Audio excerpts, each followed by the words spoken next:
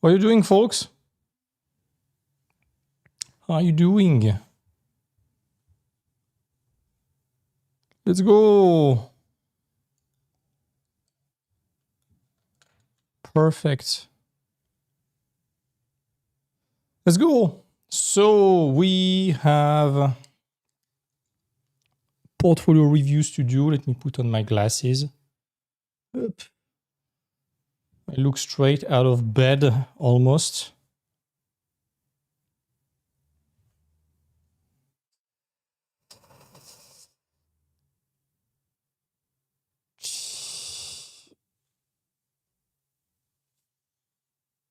Let's wait for everyone.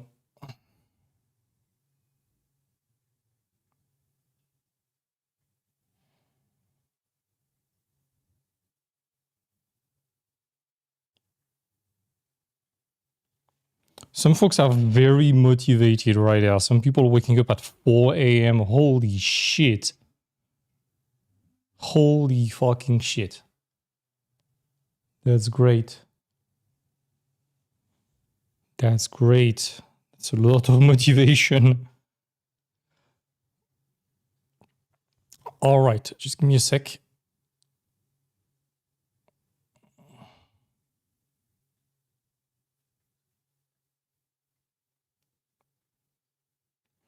Let's go. So, we have a bunch of people to review. I have a bit less than 3 hours, then I have to move. I have an appointment at 5:30. So, let's go. We are doing exactly the same thing as last time. We are doing the reviews of portfolio submissions. Let me open up Discord. Whoop, whoop, whoop, whoop, whoop. All right. Portfolio reviews. We have a crap ton of them to check today. So let's go. Let's start with Nicolas Yubert. Let me check out his message. Let's go.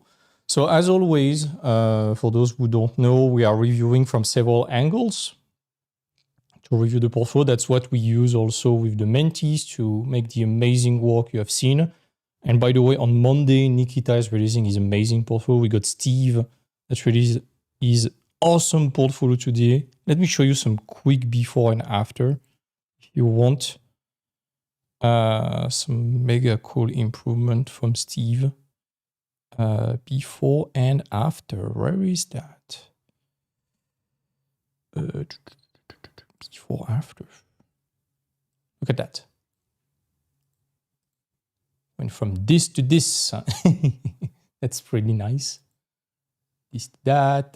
This to that. This to this. Or this to this. That's pretty sweet. All right. So, Nicolas, you're first.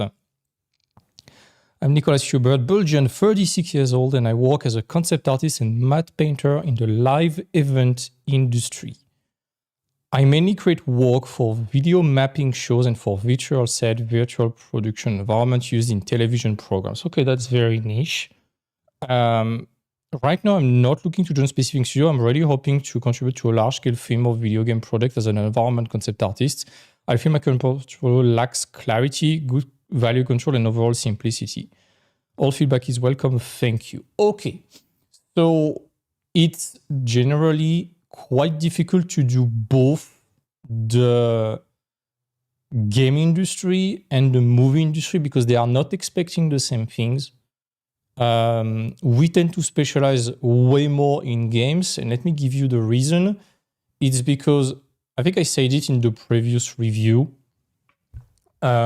It's just that when you do movies, let's say your shot is poorly optimized, the studio can still get it done eventually, and what's outside of the camera will never be seen by the public.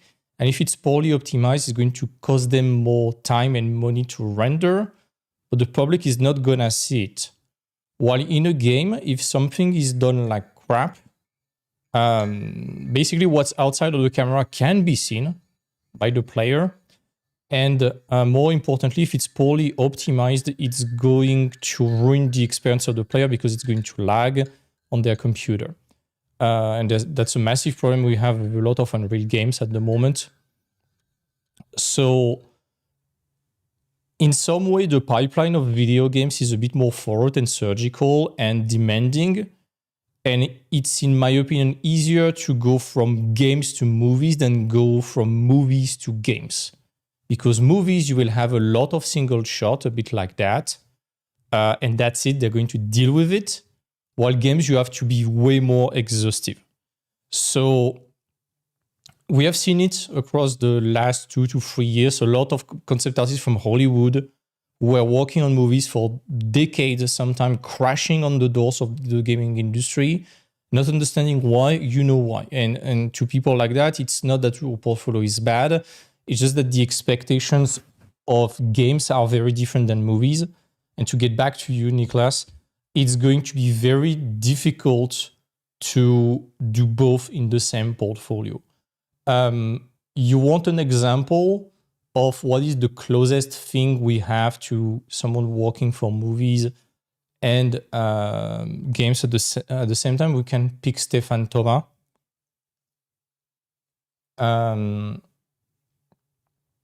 Because he has a lot of those beautiful keyframes, etc., especially on that project right there, like those beautiful shots. This is very cinematic. It could work for a game also, like LA Noire or something like that. But we have those callouts for games.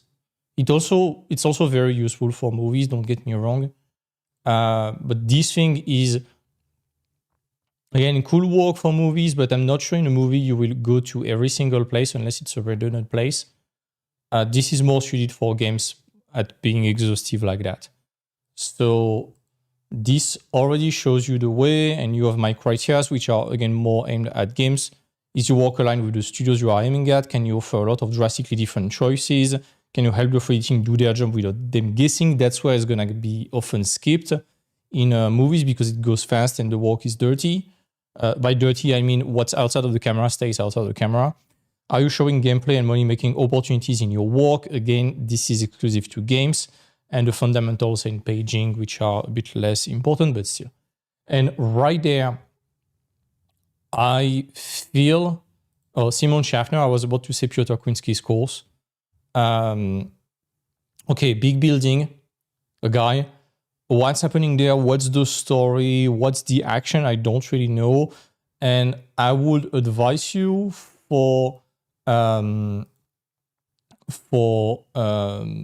even for cinematic shots overall, that's the kind of stuff that I would like to see. Nope, not that one, this one. You see a lot of those super cinematic shots that feels a bit like a sequence overall. That's the kind of stuff I would like to see. Work by Evan G is very, very good.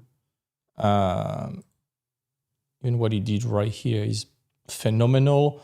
There was another one that I really liked. I don't remember the name. I think it's an Asian guy with some beautiful purple flowers and such. I think I won't be able to find it. Let me try in gems. I'm pretty sure I still have them archived one way or the other. No, whatever, but I can show you Thomas Dubois. It's very minimalistic, but that's the kind... I love that piece. It's the kind of cinematic stuff you want, not as minimalistic, but work on those as sequence. Overall, it's going to be a bit more important overall. And the building looks a bit simple for movies. I think you need more intricacies, more complexity. It's a bunch of repetition right there. So we'll be careful about that. Right there, it's a sequence. It's more interesting already. Now is the question of the subject. That's something I could say also, but I don't want it to be misinterpreted. It's going for difficulty. Going for the difficult stuff, difficult design, complex stuff. And right there, where is the complexity? I don't really know. I was saying in the previous review, imagine a cynical art director. What could be the one sentence that could kill your portfolio? The one question that will break the portfolio? And right now it's like, all of that, is it, what have you done that could not be kit bashed or picked from a Google photo? I want to know where the big design is, you know? Let me pick the work, for example, of Thomas Dubois. That dragon and that environment cannot be Googled. Let me pick the work of Nikita, for example. Can't wait for your portfolio on Monday, but none of the things you see there can be Googled on photos and used as element. Everything is kind of designed from scratch. And I really encourage everyone to design things from scratch. Yesterday I was in a discussion. It was very unexpected, but I ended up in a long discussion on Discord with Marko Djordjevic, the founder of Six More Vodka. And we were talking about those design things and those going for the complex stuff. We are doing a call on Monday, hopefully for an interview. It's probably going to be the most brutal interview ever made in the industry. I told him, you can be as blunt as you want. I don't care. And this guy is already very blunt. And it's going to be very interesting because we're going to talk about that going for the hard stuff thing. So that will be the main thing. Technique-wise, you know to render, you know to blend photos and colors. I don't have much more to say. You have been a digital matte painter and such, so you know the job. There's a reason you work, but it's about the difficulty of the project. Have a look at Feng Zhu's video.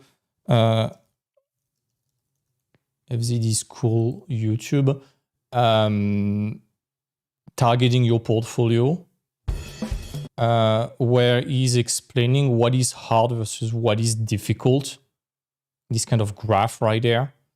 And a lot of those things is going to end in the easy to do stuff, aka lower design value overall. I know there is a need for that on TV. There will always be need for mountains and ruins. But if you want to shift towards more concept art, you're going to have to display your design skills. In that question, can you offer a lot of drastically different choices? So that would be it. My rule of thumb, to quote a buddy called Jason Nguyen, James Nguyen, sorry. This person, he was saying, in an interview we did together, basically anything in your main or secondary element in your picture should be made by you. If you kit bash that, you cannot lose the point. You want to have control. Nobody is going to expect you to model a rock or something like that, of course, but keep kit bash, photo bash for secondary, tertiary element, not for the main design. That's my optic in standing out in a crowded market. I'm going to make a video about that pretty soon. First video is going to be how to pick a portfolio subject that is future-proof, let's say.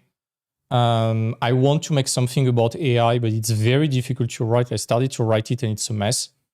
And then we're going to we're going to talk about offer and demand and things like that in another video, probably.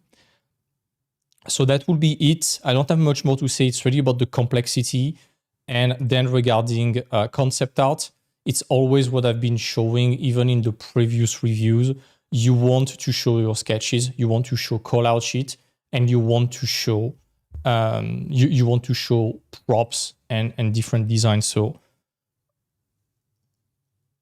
if I repick the work of Stefan Thomas, this is exactly what we did right there. We have the call-out sheet to model everything. We have the drastically different iteration. It's not the same building with just something different. It's 6 different buildings that have nothing in common besides the theme. You have some shots, and then you have a lot of variations, a lot of props, a lot of iterations, a lot of elements, and explaining how things work. That's extremely, extremely important. So that would be it, Nicholas. Let's move to Aloïs. I'm not going to pronounce your family name. I'm sorry. I'm going to butcher it. So, Aloïs, your turn. I'm Aloïs, 22 years old. I'm a student in psychology in university, and this year I decided I wanted to be an environment concept artist because I felt stuck in something I didn't want. So since this summer, I'm learning concept art with course online. I'm currently trying to enter a new wedge or concept core. Good choice if you're looking for a full school structure. I really advocate for concept core if you have the means to pay a physical school. It's pricey, especially live in Paris, but I trust Aurélien. I 100% trust Aurélien. He's very good. We've been in touch for some time. He's very good, obviously. So if you have the means for that and that's suited for you, sure. I want to work in the film and video game industry. I'm at studio like Terraform OPB. Okay. I think my work is still lacking the design interaction as well as providing real value for the 3D teams. I'm still focused on fundamental and technique. I don't feel the need to put out big project here. Yeah. Concept core is good. Concept core is good. I assume it's going to be good. Okay. So first of all, that's what I said in the previous session regarding aiming at the big blockbuster type of studios like Sony, Santa Monica, Terraform, OPB, all the rock stars, let's say. First of all, their work might not be representative of the entire industry. Most of them, Terraform and OPB, they are doing super early pre-production, aka the fancy shots. I would say it's like 3% of what the industry needs, and everyone and their fucking mom wants to do that.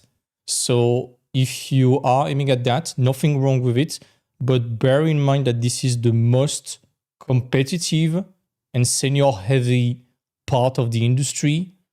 This is not really junior friendly. And if you build a portfolio like that, unless you are an absolute mega monster and you can skip junior level, you're going to shoot yourself in the foot if you aim at other studios. So is it a reason to completely avoid those shots? No, but you want, again, for environment to have these kinds of call out like that. Please do not skip drawing and painting fundamentals. You seem to be able to paint, but have also stuff like that are the not so sexy stuff. Design is pretty cool, but it's not as fun as making the fancy pictures. Otherwise, your portfolio is going to be only aimed at senior-only stuff, and it's going to be difficult for you. If you are in the 1% of the 1%, sure. If you are not in the 1% of the 1%, you're going to have to expand, if not redo your portfolio. And I don't want you to waste time. And this is why I can recommend schools like Concept Core, New Edge, and such, is because they are not concurrent at all of us. They are offering something very complementary to what we do.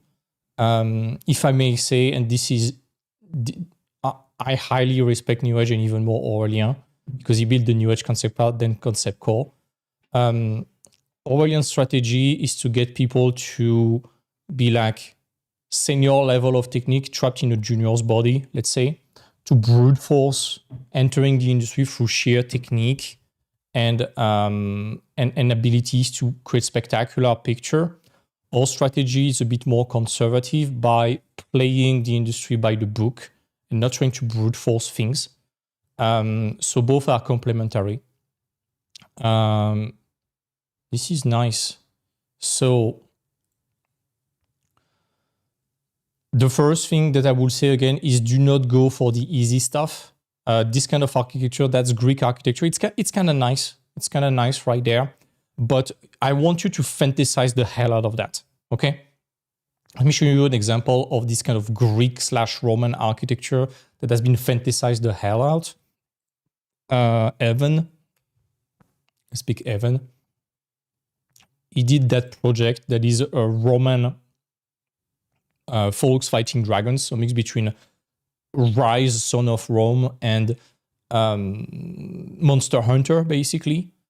And you can see that this is way more complex than just white buildings overall.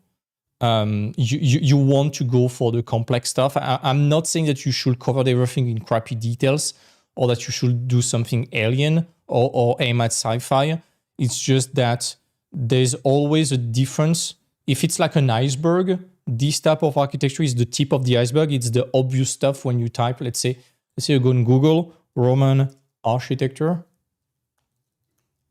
Here we go. That's the kind of stuff you're gonna see, you know. Now, if you go on those more complex stuff, now we are talking about those little ornaments, and we almost never see that. So there's always something that I like to do when doing concept art. This is fringing a bit on conspiracy theory adapted to concept art. I apologize about that, and I know with the recent event in the world, it comes as an odd timing, but let me explain that. I like to see things a bit like a quadrant. Here we go. So what is obvious? So what is true? What is false? What is obvious? What is hidden? Okay, that will be the conspiracy theorist thing. Adapted to art, this is what works. By works, I mean for the industry and to get jobs. What works, what doesn't.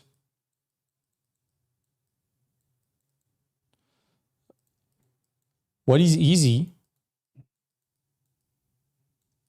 What is hard? So by easy, everyone is doing that. Hard, nobody does that. And if you pick an example, okay, what is obvious, aka easy to do, that yet doesn't work and everyone does that? For example, keyframes. Keyframe only.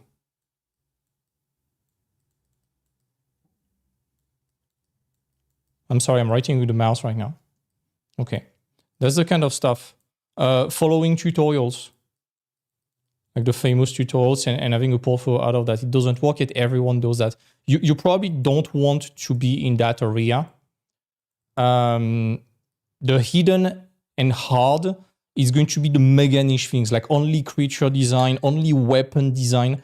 It can work, but you want to target your stuff and you want to be mega good. So like weapon design, creature. And I will never advise a junior to start with that. That's just subjective opinion, but it's too niche. What is hidden and hard? It's like alien stuff. Abstract. Fine art. All the personal stuff right there, personal.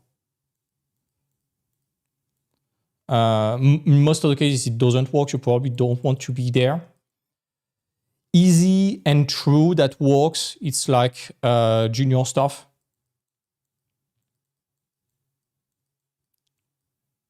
That's also a presentation I want to do. What is junior versus what is senior? So like props. Let me show you. Example.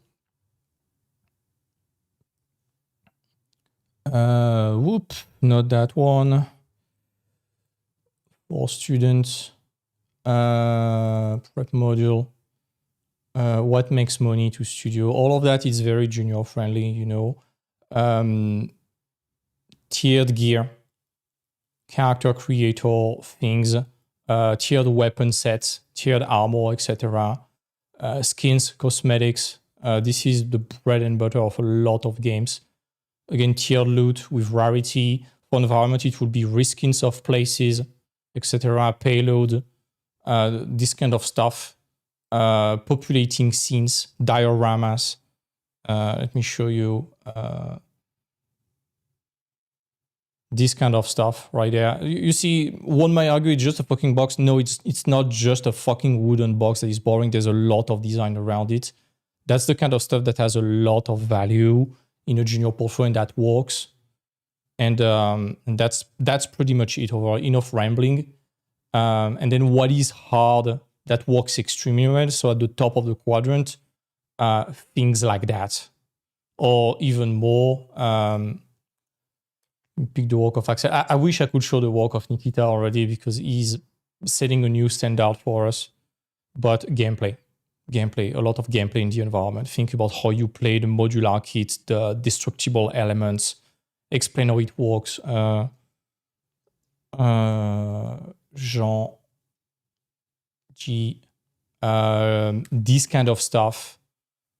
You see, you have gameplay. It's very stylized. It's for cartoony stuff right there, but it doesn't matter. Having a scenarization of the environment, thinking about it like you have a mission. How do you do it? You have to move those platforms to move, etc. You have to save that little ship right there that is taking fire. Okay, this is the level design. This is the platforming abilities you have. You have a double jump. You have the ventilation grid right there.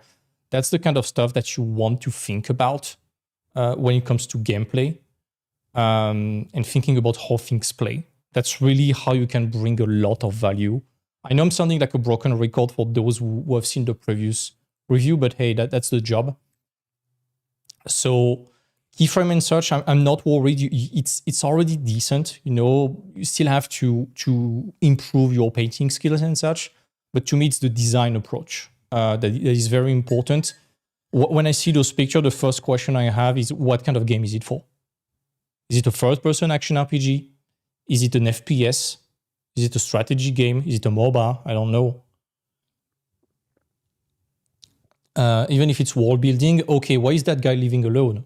What is that guy doing? Looks like a shepherd. Where are the sheep? There are a few right there. Where are the dogs? Where are the protections to protect them against wolves? Where does he bring all of that? There should be a city nearby, something like that. What's inside that building?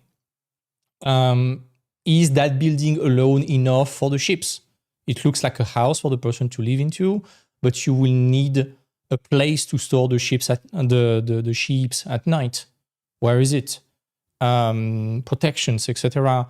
Elements to trim their wool and to thread them into not needles, coils. I want to see more. I want you to be very thorough about what you do. Same with that thing. Why is there a boat right there? Can't we have that entire building be shaped like a boat, actually? Because it kind of feels like the building has just boats stuck on it. And I want to understand the why. Why are they doing that? What's the reason for it? Maybe we can integrate the boats a bit better. Maybe instead of having a building, you have a big boat that share the visual codes and colors of those things. And this way you blend architecture and an existing element. And that's going to be way more interesting. I know I made some harsh right now. It's not the goal. It's just to show you how you can push your design further. And that reason is credibility. And for example, that design was very interesting right there. I know I think it's in Baldur's Gate, BG3, Siren, Tavern, the Blushing Mermaid. That's the perfect example of that. It's a tavern with a ship deck right there. And that's super mega smart. Have a look at that place. The Blushing Mermaid in Baldur's Gate. You have a fantastic quest in it, no spoiler. But it's a great integration right there. And it makes sense in the way they repurpose the thing as a tavern. So that's the thing I would advise you. And you see, even the sales, they are making... So they're acting like umbrellas for people. This is very, very smart. So yeah, that's the kind of stuff that I would like to see to push the design further. This is Piotr Kwiński's tutorial right there. I can recognize it. More detail. And again, what's the function? What's the purpose of that place? It looks like an office from a dictator right now. That's what I assume with this kind of brutalistic thing, the banners, etc. Have more intricacies on the banner, of course. How can you cram the authoritative aspect? Big statues, Art Deco look, a bit more than what you have. Extrusions right there, maybe black windows, soldiers, combat helicopter on the thing. Heavily guarded everywhere. What are people doing right there? It looks gigantic, but it looks a bit empty, you know? It's about giving purpose to the thing. I'm very picky about that. Personally, that's where I may differ from. I'm pretty sure Aurélien is also super picky about that. But beyond technique, I want the functionality. I want the helping the 3D team. You need those call-out sheets. You need those props. You need to be dressing an entire inventory of everything. And something that I really like also, PG3 concept art environment. I love those walls. Fuck. Dream sheet.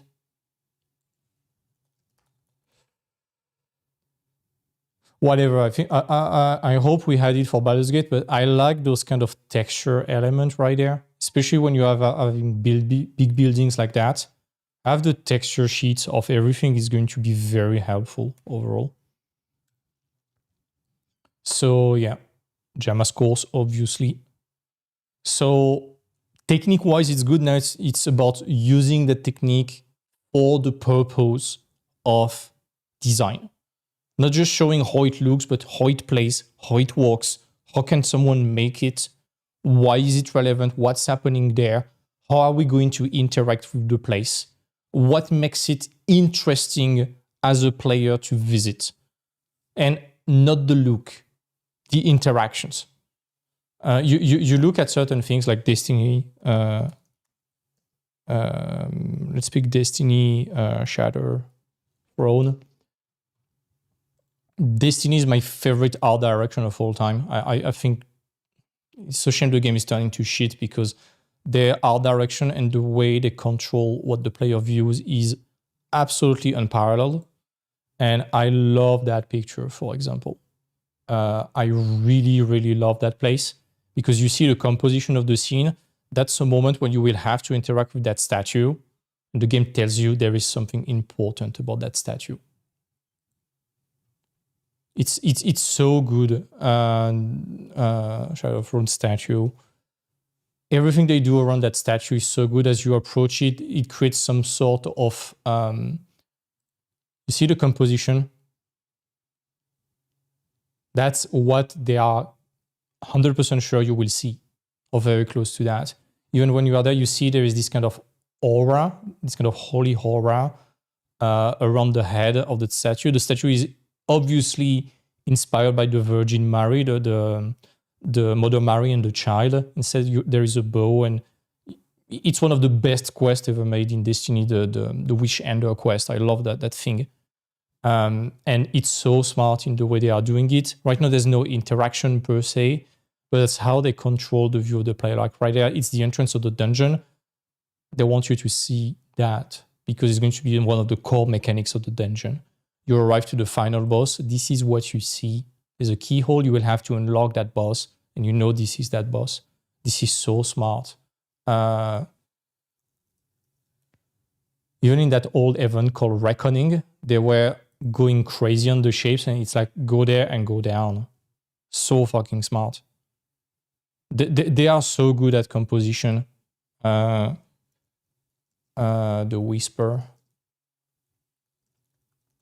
The Whisper mission. I'm not going to ramble for 2 hours on this, otherwise it's going to hijack the review. But I hope it helps Aloïs already. Tell me if it's clear already. But yeah, the criteria is your work aligned with what the studios are aiming at.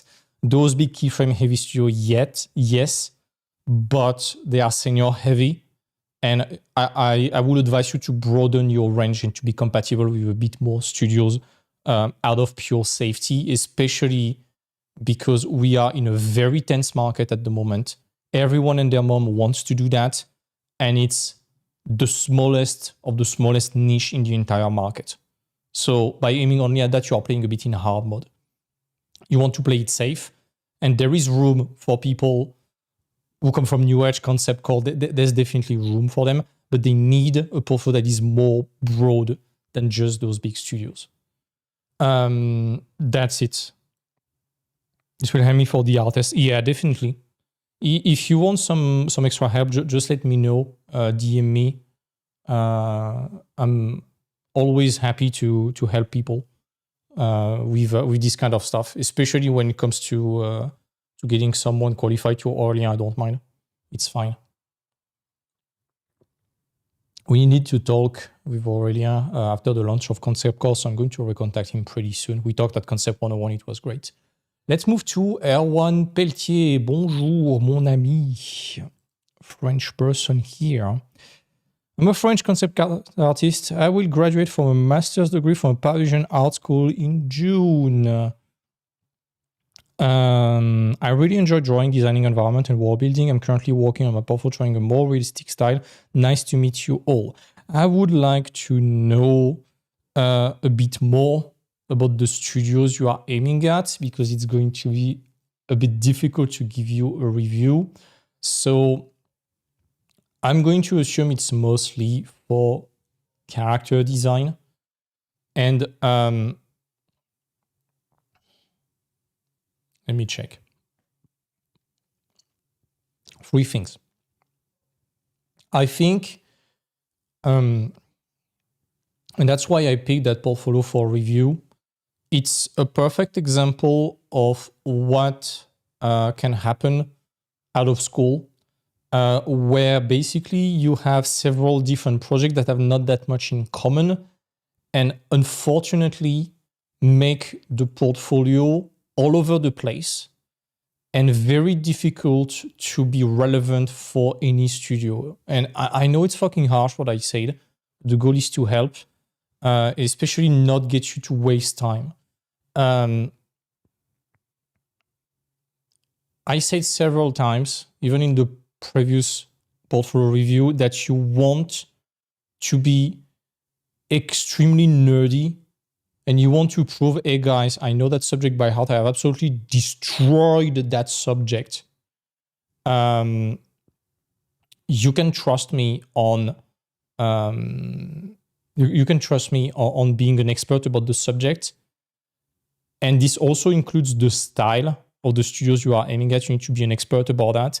And you want to be an expert about the type of game they are doing and even specialties.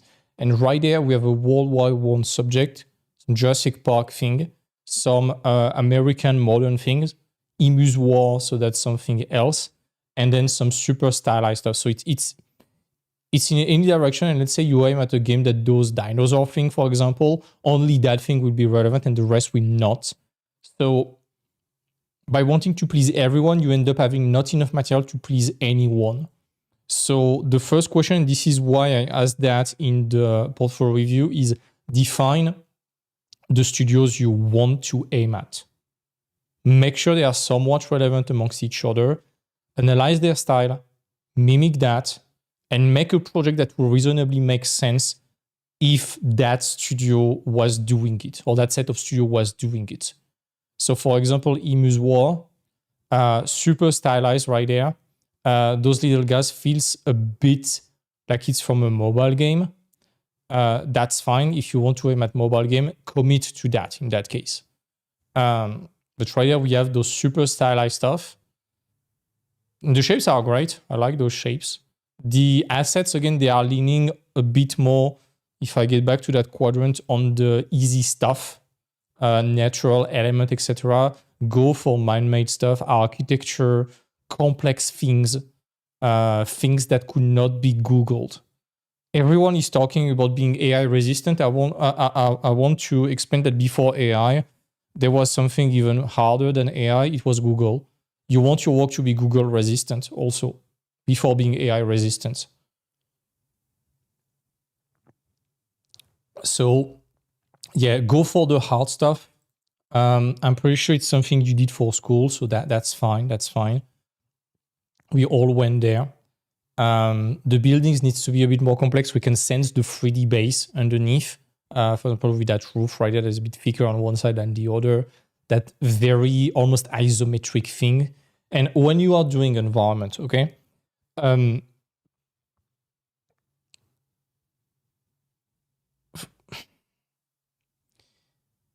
it's about first making sure you have a good, quote unquote, story or set of function in those places.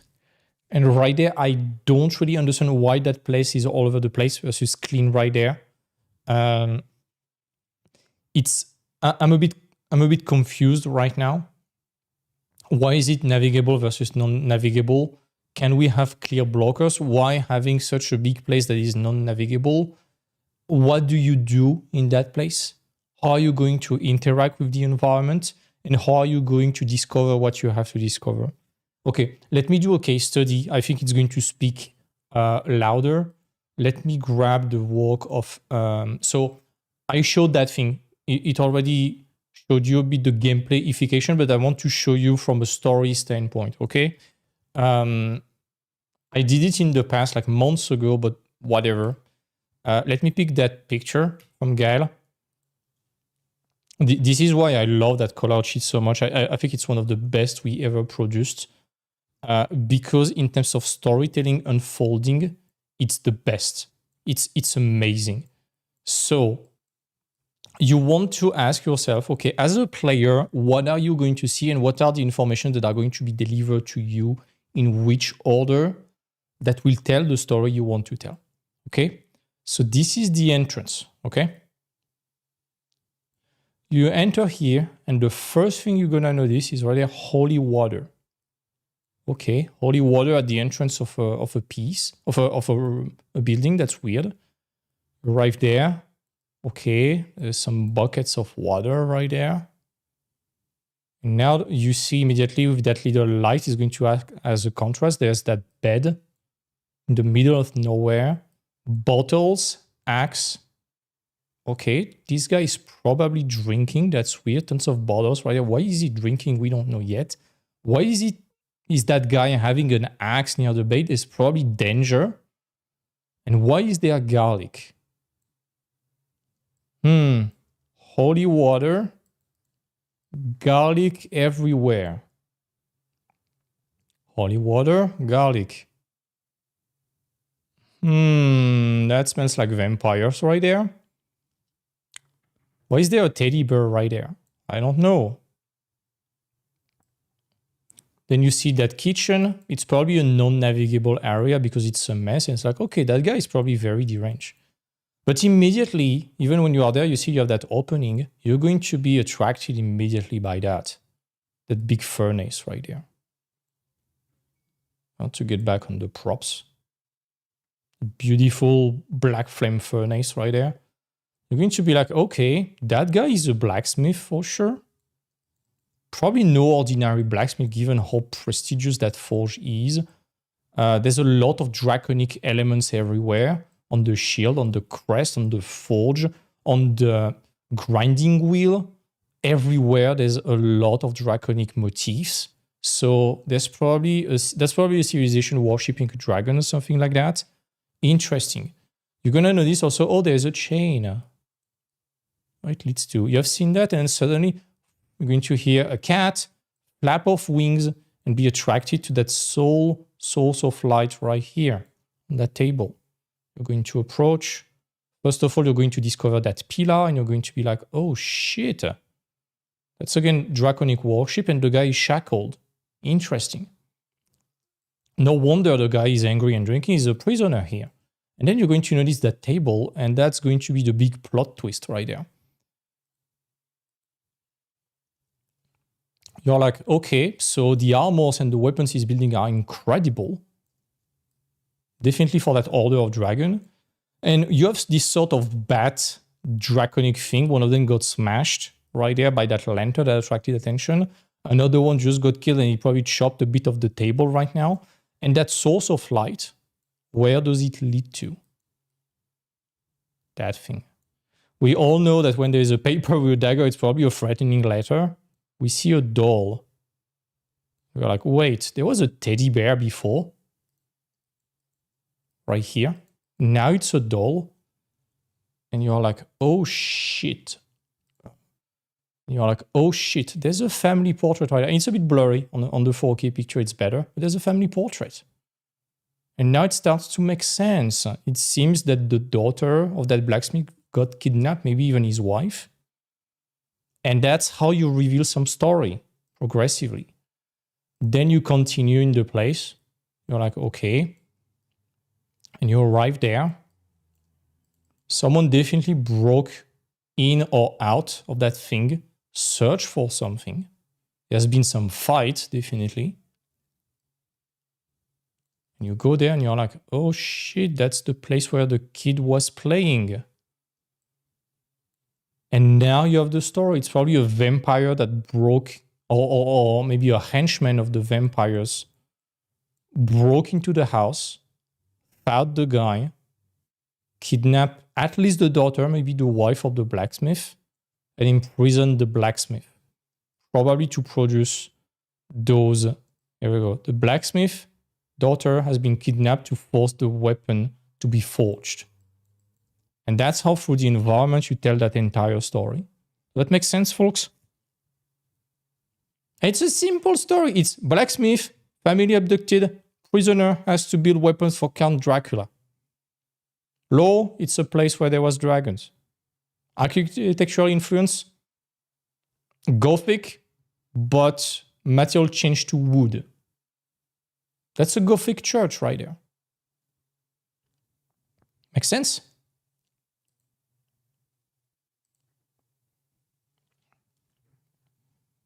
All right, so, oh my God.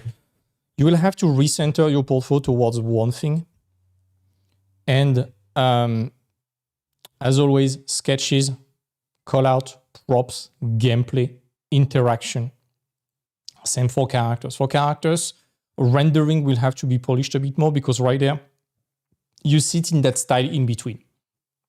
Is it realistic? Is it stylized? We don't really know. And it's going to be difficult to enter any because semi-realistic, very few studios do it, let alone successfully. So be very careful with that. That's something that Axel showed me yesterday. It's like Horizon Gatherer, Horizon Hunter. He showed me something crazy yesterday. So there is that trailer of that game that is probably dead on arrival. I'm sorry.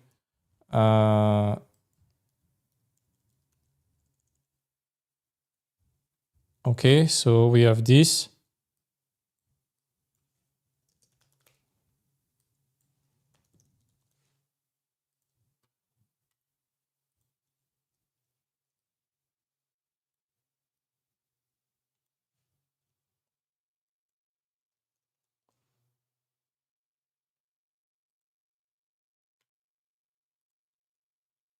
Can you start seeing the pattern?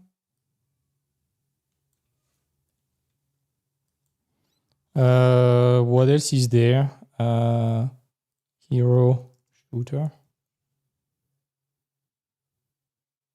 list.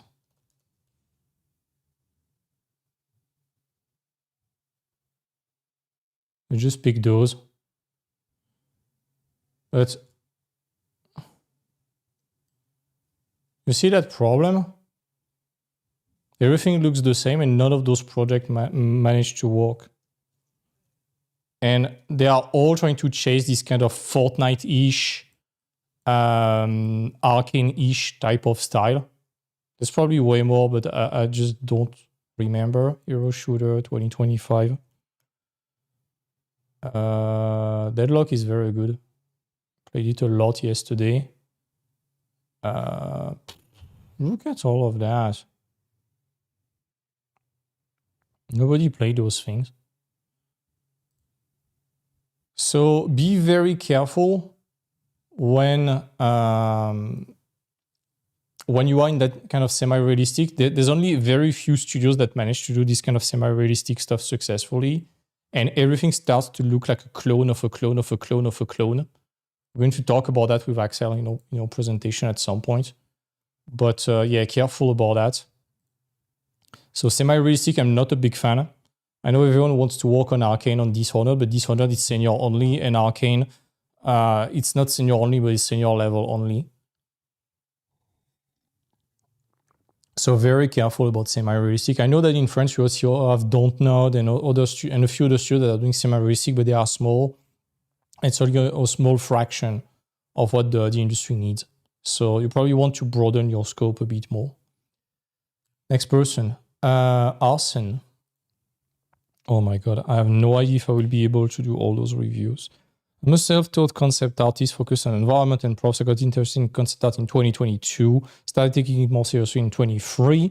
I'm focused on building a strong portfolio, mainly to work on indie, AA or AAA project, mainly in environment concept art role. I feel that my portfolio lacks concept that would be better support 3D artists and environment artists in production. I'm also working on adding more strong functional design to my work. Indie, AA, AAA, you cannot aim at all of those, in the same portfolio. There's no way. I am reviewing in posting order, got skipped. I review those that I picked that are interesting. Let me check. I think I have yours. I have yours somewhere, Paladin, that level 80 thing. I had seen it. Yeah, close it. I will review it just after. Oh yeah, I remember it. I'll review it just after. So, yeah, Arsen. First thing, FZD school inspired. Very good. Some sketches, finally. This is good.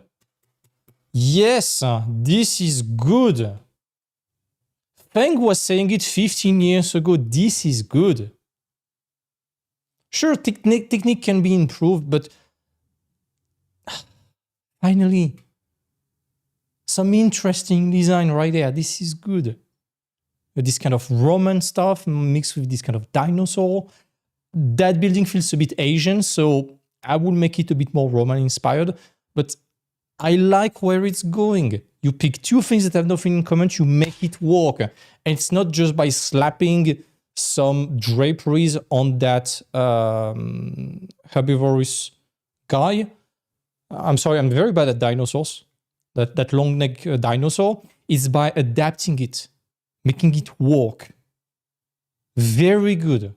Very good. I like where it's going right there.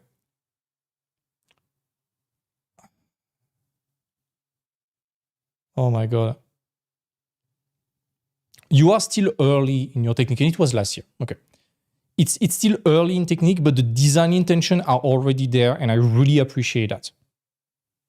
It's great, Arsen. It's really great. I like where it's going. I really like where it's going. This is fucking mentorship ready right there. You have to clean your sketches. It's a bit too Fengzu-ish. And I know because I've been there too. I'm bad at sketching, but I try to learn with the Fengzu method. And you tend to go very fast. And you tend to feather a lot with your drawing. It ends up being very sketchy like that. And generally that's because your hand is going faster than your brain. And you have to slow down when sketching. And what I advise you to do, and this is coming from someone who is terrible at drawing, so I know it might sound a bit hypocritical, but this is how it works. This is what we do with the students. Grab your stylus or a pen and start drawing without lifting it. And try to work with a pen or a hard brush and start working without lifting it in this kind of wireframe things. It will force you to slow down and calibrate your brain and your hand at the same speed. This is very good. You're still early in the technique, so that's fine. That's fine. I mean, you know to sketch. Those things you just have to sketch on top of it and focus on the rendering. Right there, this is kind of good. This is inspired by the Sachit Basu artwork. I think it's Sachit who did that. We got it as a mentee. We got a lot of people from FZD as mentees. Here we go, this one. I like where it's going. Similar to what I said with the previous reviews, right there, it's a good home, but we are lacking the interaction. Oh, yes. Yes! Yes! Oh. Oh my God. Good. It's about slowing down. Spending a bit more time on what you do, I think. I'm not a big fan of the sci-fi stuff right there. Those ones are a bit too organic and such, but the idea behind is interesting. I like where it's going. I really like it. Feng was right 15 years ago and everyone forgot about that. Isn't it crazy? The reason is simple. It's because of this. I talked about it in a previous presentation, I think. The value equation. Dream outcome times perceived likelihood of achievement divided by time delay and effort and sacrifice. So today, with the keyframe, it's dream outcome, fancy picture, perceived likelihood of achievement, very high. You just have to spend enough time on it. Time delay, making a keyframe is pretty short, maybe 2-3 days max. Effort and sacrifice, you don't have to learn the fundamentals. You can go to 3D and photo bashing, use kit bashing and HDRI and such. So instead of value, attractiveness.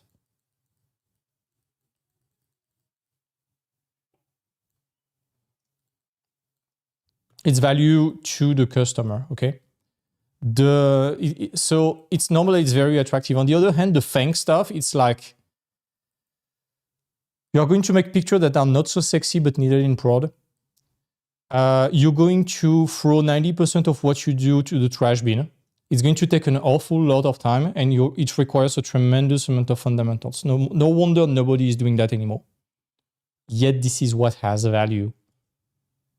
So yeah, I'm very happy with what I'm seeing. This is design. You could turn them into ships even more right there. Oh my God. I want people like you in the mentorship. At least in the preparatory module. Oh my God, this is good.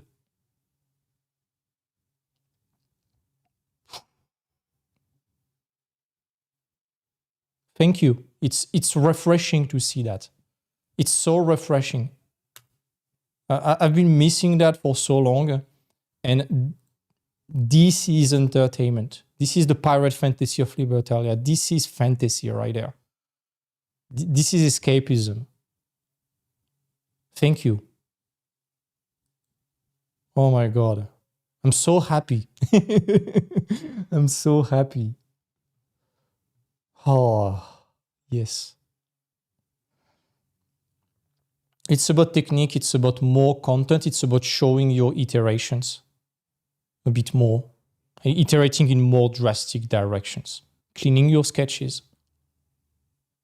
Thinking more in terms of entertainment. That's a little problem we got with, I talked about that. The qualities and the flows of FZD students that apply to us, not all of them, just those who join the Artness, it's always the same, is that they understand production, they are good at color sheet, but their design is kinda so-so. They are just picking picture and mashing them together. You are already going a bit beyond that, so I'm very happy. So, yeah.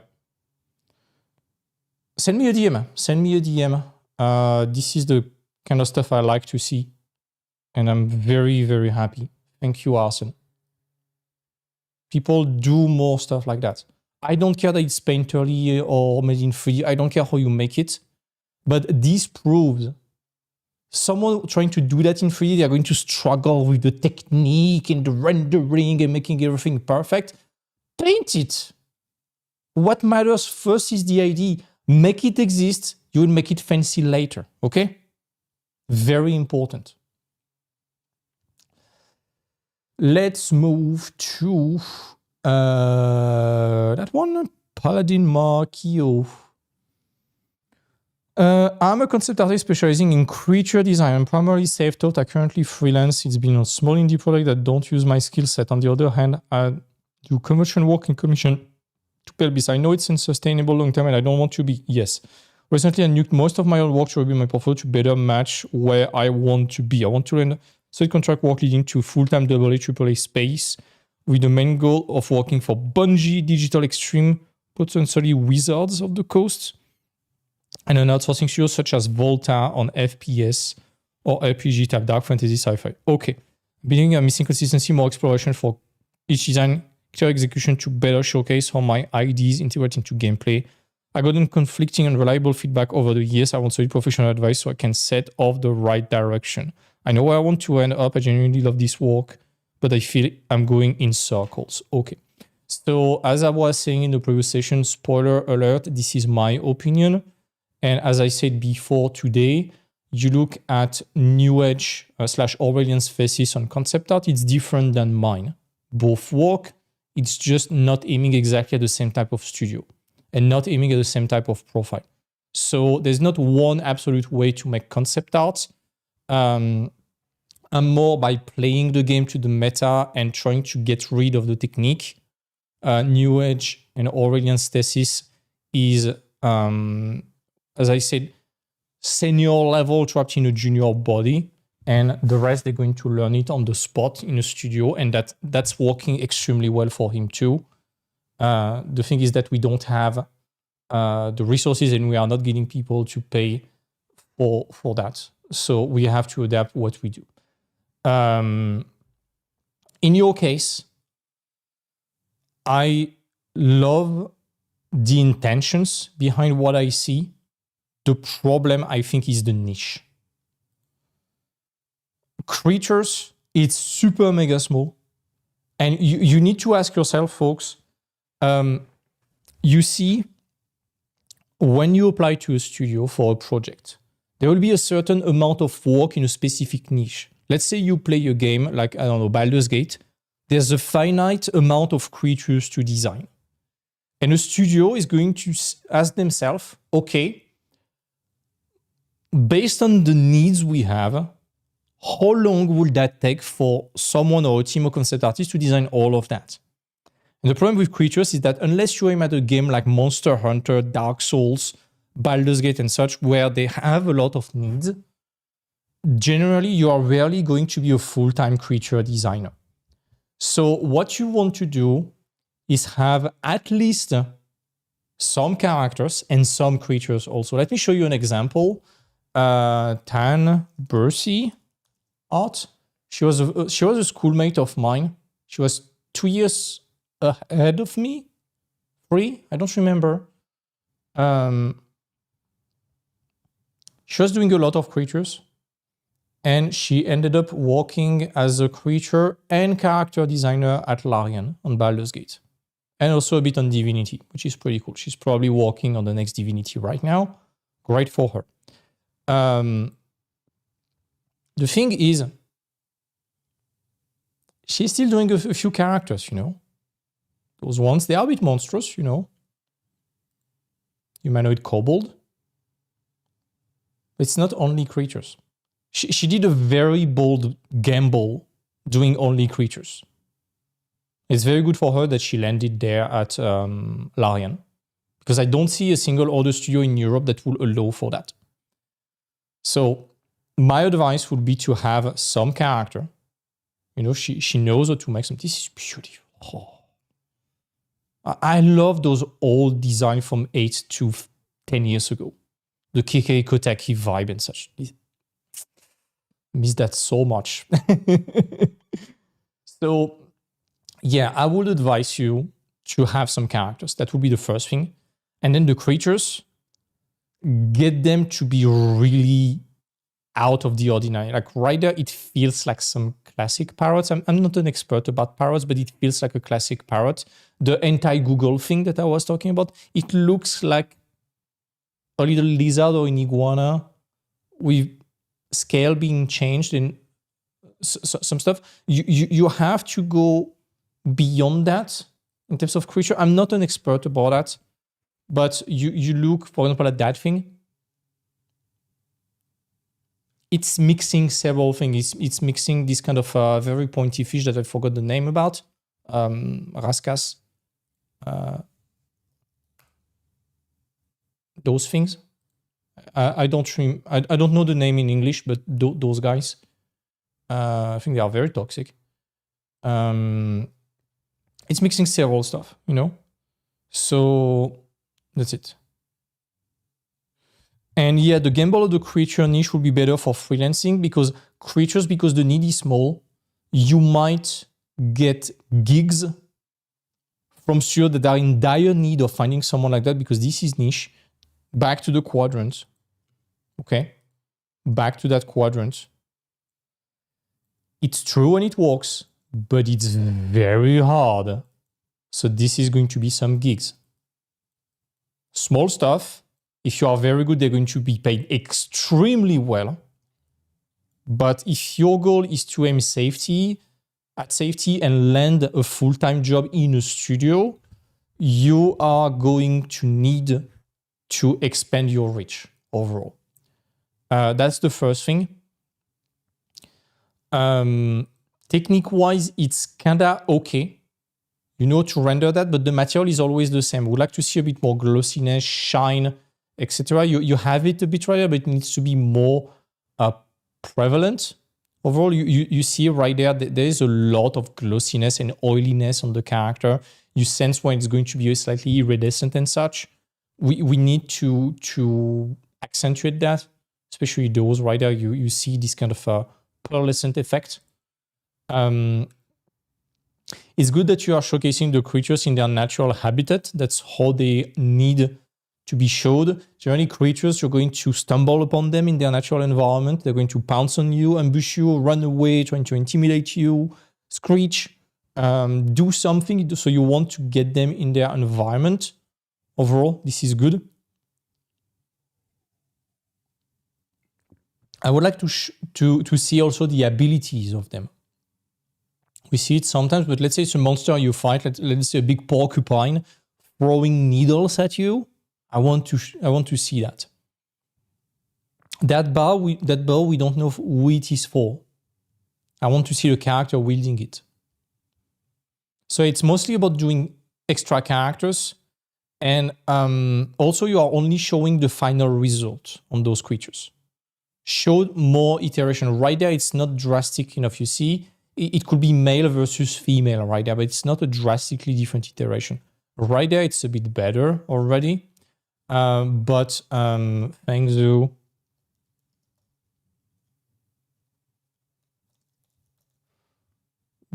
I like the dragon thumbnail video from Fang.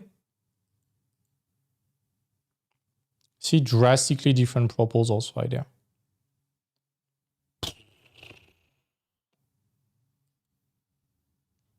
He's doing that in like a few hours. Is it real time? Yeah, this is real. This is probably sped. At best, this is 2x. So Fang doing all of that in a couple of hours. I challenge any kind of 3D Kid Bash person or Photo Bash person to do that amount of variations in a few hours.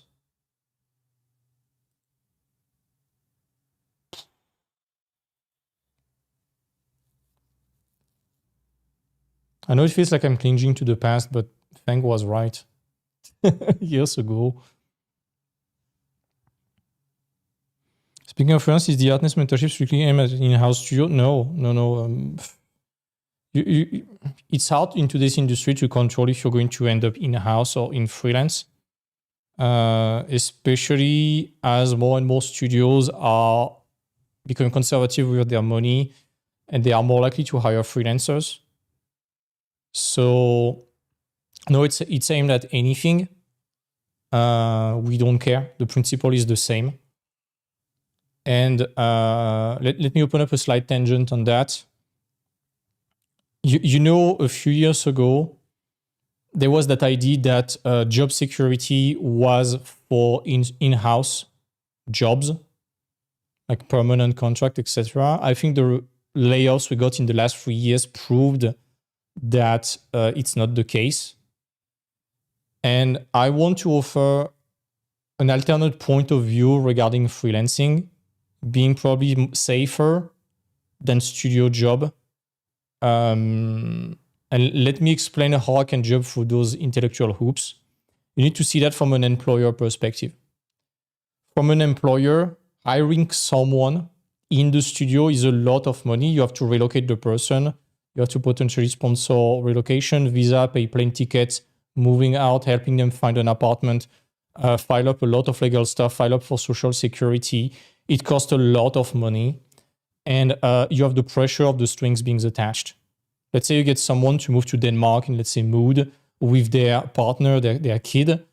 If you lay off that person, you can destroy your family. So that's a lot of pressure on your shoulder while you just want to do business with someone. As a freelancer, you don't have to deal with any of that. The person can stay from the comfort of their home. And more importantly, if you have to get rid of the person, when the person is salaried, it's very complex. And as we said before, you can destroy your family. As a freelancer, okay, it sucks to lose a job, but on the studio perspective, it's very easy. It's like, hey, it doesn't work out. Let's pay you the current month and let's end the contract right now. And it might sound terrible, but they can do exactly the same with layoffs at the moment. So what's the difference between freelance? The difference is that studios, they are more inclined to hire you as a freelancer than as a salary person today. Not in all studio, but in most. So in some way, freelancing is becoming almost safer because you remove that pressure to the employer, so they are more likely to hire you and take a little more risk with you. And if you are good with your money, you can pass stuff as business expenses. You will also most likely get a bit more money in your pocket at the end of the month. So of course there are drawbacks. You're not in the studio, you're not in a team environment, and some people crave that. You might not be long-term with the person, and some people crave that also. But I think that idea that job security equals full-time job and freelance equals instability is not true. Is not true overall. So yeah, regarding the studios you are aiming at, Bungie, Digital Extreme, potentially Wizards, and then Volta on Dark Fantasy. Again, you will have to pick a side, and for juniors, I would never advise for fantasy, for sci-fi, because sci-fi is senior only, and you have to be a giga nerd about sci-fi to permeate into it. So fantasy is fine. Please just do not pick generic medieval fantasy. Look at Dragon Age the Veilguard, the concept art at least. This is great. The game turned out to be bad, but the concept art behind it was incredible. That's it. That's it. Here we go. All the people I'm talking to you again, let me do my little shout out now that I'm 1 hour and 20 within the thing. All those people, some are mentorship ready, like the person who wanted to go to Concept Core New Age, you're mentorship ready. If you want to go there, honestly, it's a discussion between you and you, but you can probably save your money and at least just get the preparatory module. Everyone, if you want to learn more about design and all the reviews I do and in-depth, the why, the how, and how to do it step by step and way more advanced stuff, preparatory module on February 12th.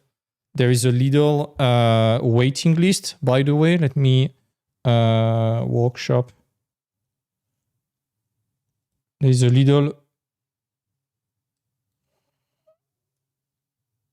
waiting list that I'm going to put in the chat right there. If you want to register, I will send everyone the day before the presentation some resources from the mentorship and the preparatory module for free. And yeah, presentation, we're going to do a contest. We're going to do a lot of feedback sessions for those who pick it right now. It's on the 12th, so big presentation. It's going to be big, and release of preparatory module. So if you are interested, it's going to be there.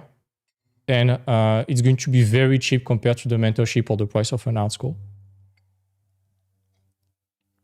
Enough rambling, you know about the mentorship. There's a link down below. Blah, blah, blah, blah, blah, blah, blah, blah, blah. You know it. Let's move back. Next person. Cassandra Lee. I picked that portfolio for technique, mostly. Cassandra Lee. I'm Cassie from Johannesburg, South Africa. Wow, someone from South Africa. That's nice. Joined the server a while ago, but I've not properly introduced myself yet. I focus on size, character design, 5 years of experience working in the indie gaming industry and a year's experience working in animation industry. Was character designer, creature designer, and illustrator on the game Broken Roads. It was shipped in 2024. Congratulations. And I designed characters and plot for a local 2D animation studio.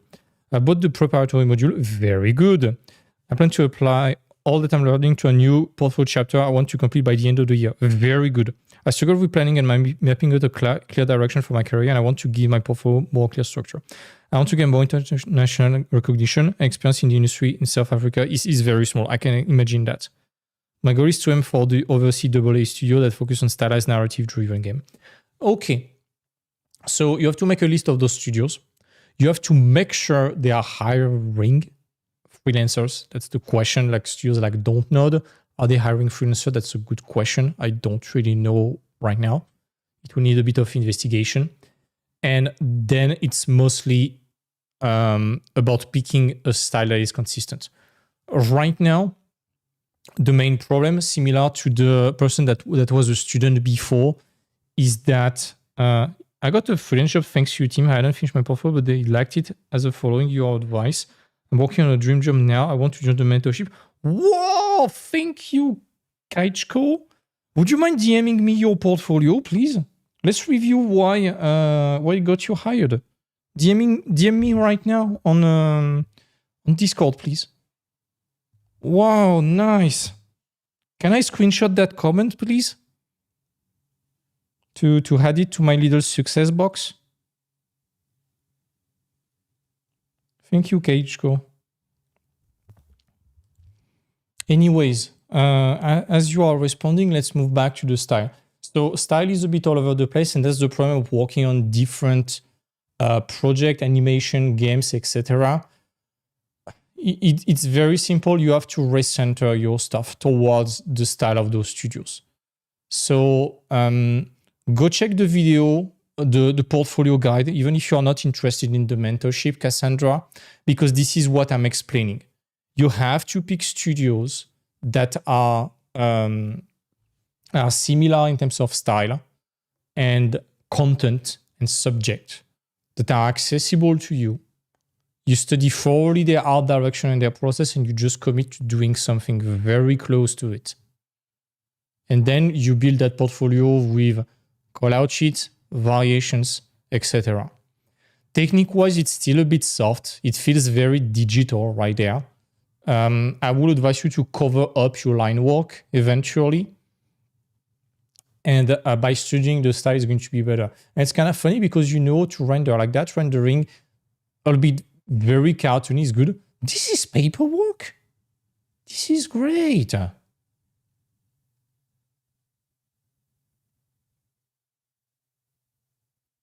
Whoa.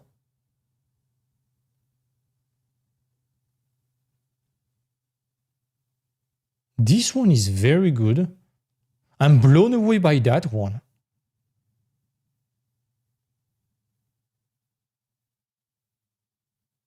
This is so good.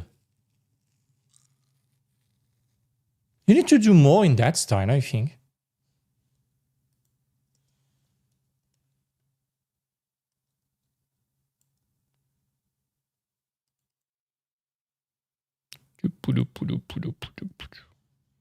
You just put it in my testimonials. This is very good right there. I think that's a style that is very your strong suit right there.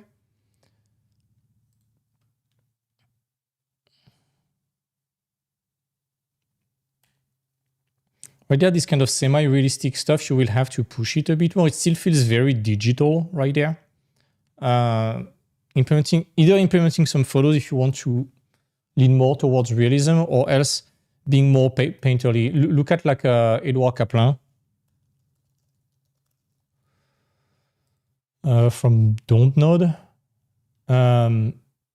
You will need to study that. Study this kind of rendering, right? It's both realistic and painterly at the same time. It's fine. It's fine. So that's the kind of stuff I would like to to see if you are aiming at this kind of semi-realistic narrative game. Everyone is copying Life is Strange in terms of style. So for narrative game, that will be the closest thing. But again, do your research. I'm not an expert about that. Lady is oil and traditional pencil drawing. Amazing. Wow. It's just that right there, it's too broad overall. It's too broad.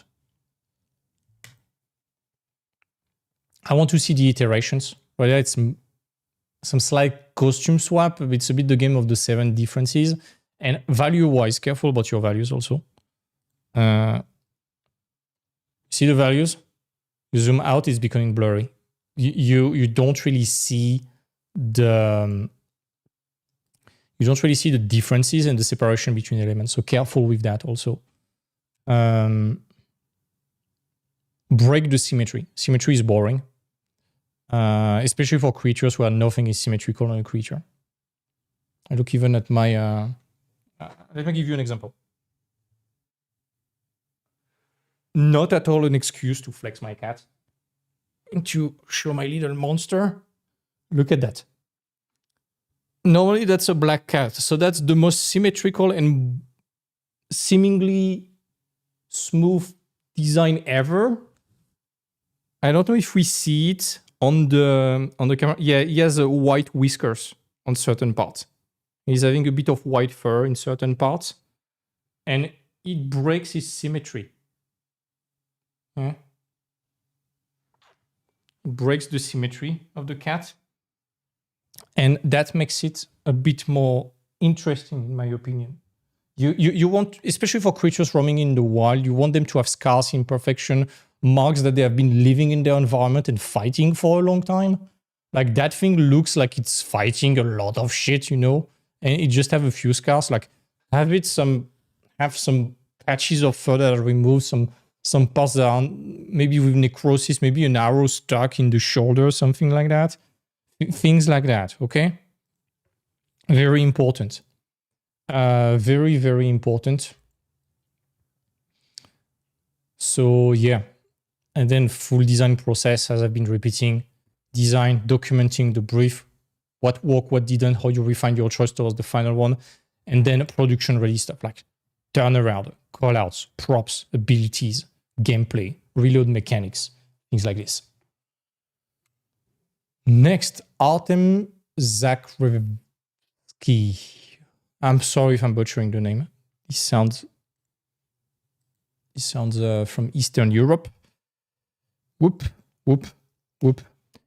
My name is Artem, 2D concept artist, currently focused on improving my portfolio and pushing my skill further. I worked on game project mainly in a realistic, atmospheric style with a strong interest in world building.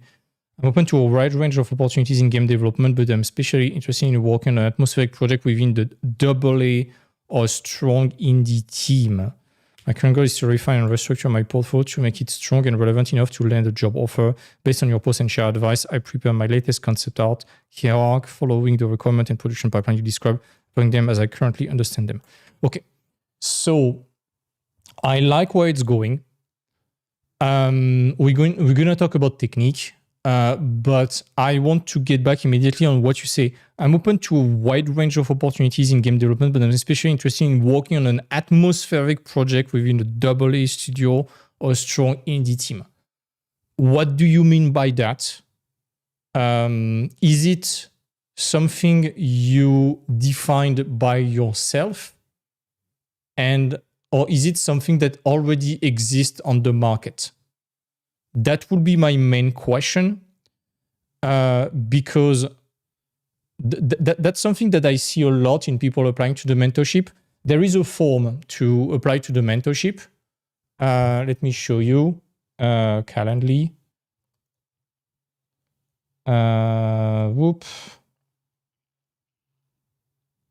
Let me show you, and I want to explain a bit why we are asking those questions. Invitee form right here. So your name, that's fine. Your Discord, so we can contact you. Okay, that's fine. How you hear about us, that's not the most important. Portfolio to see your work, but what is important is summarize who you are and your artistic background, similar to what you did to apply to the review. Why you apply to the audit is to understand why you want to join, why we should allow you. Okay, that part is okay, it's just about motivation. The real question is, tell us about your favorite games you ever play and why you love it so much. The dream project companies you would like to work later on and why. And according to you, what is the biggest obstacle preventing you from getting hired? That question is the most important one. We want people who are consuming extensively the medium they are trying to create and who developed a culture about gaming. And generally, people who don't mention things precisely, like, yeah, I like indie games. You want to be precise. You want to be extremely precise because indie games doesn't mean anything. Some people consider that Clair Obscur is an indie game. I don't think so. To me, an indie game is something like, I don't know, like Fez or I don't know, Lethal Company or I don't know, Schedule 1 for the most recent ones. Super Meat Boy, things like this. For atmospheric indie or AA game, I think it's like, I don't know, Inside, Journey, The Witness, Firewatch, things like that. And you see, it's already more precise. It's the walking simulator. And honestly, for concept art, I would recommend against aiming at those studios, or at least broaden your range because they are small. But yeah, you have to be precise. Otherwise, you will not know what is relevant. Because when I see this kind of work, I will never expect it to be for AA atmospheric type of game. Is it the... Where is the hierarchy thing? Oh, this?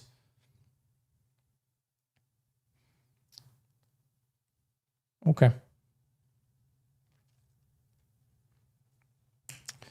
So that's the first thing. Know where you are going and make sure it meets market demand. That's something that resources, it's something we show sometimes in the mentorship. We have a few resources and how to find the right studio. They need to do something that you like. You need to be good at it.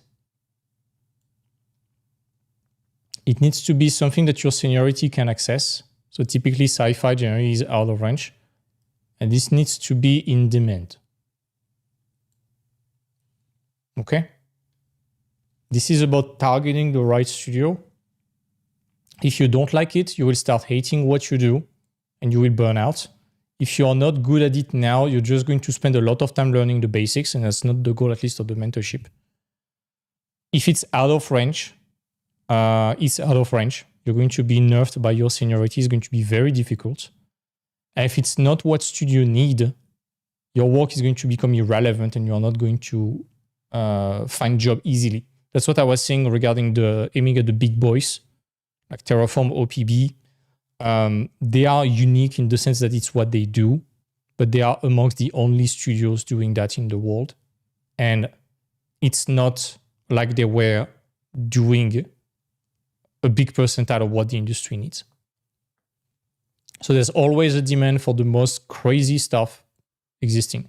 The question is it accessible and is it reasonable to aim at that? It's like playing the lottery. If you have a 50% chance winning, it's different than having a 1% chance winning. You know, you're not going to gamble the same amount on those things. So to me, when I see that portfolio, I would say this screams Diablo. The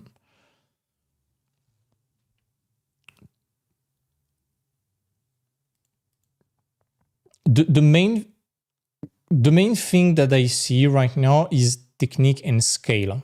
It's mostly the scale of those elements. You have the big and medium. You don't really have the small. Like that armor, for example, let me copy paste it. That armor This guy, how does he raise his arm with that shoulder pad that is that close and stuck to the chest? There's no way it can be articulated right there. To me, this is what I was calling the printed spandex effect bit in the previous review.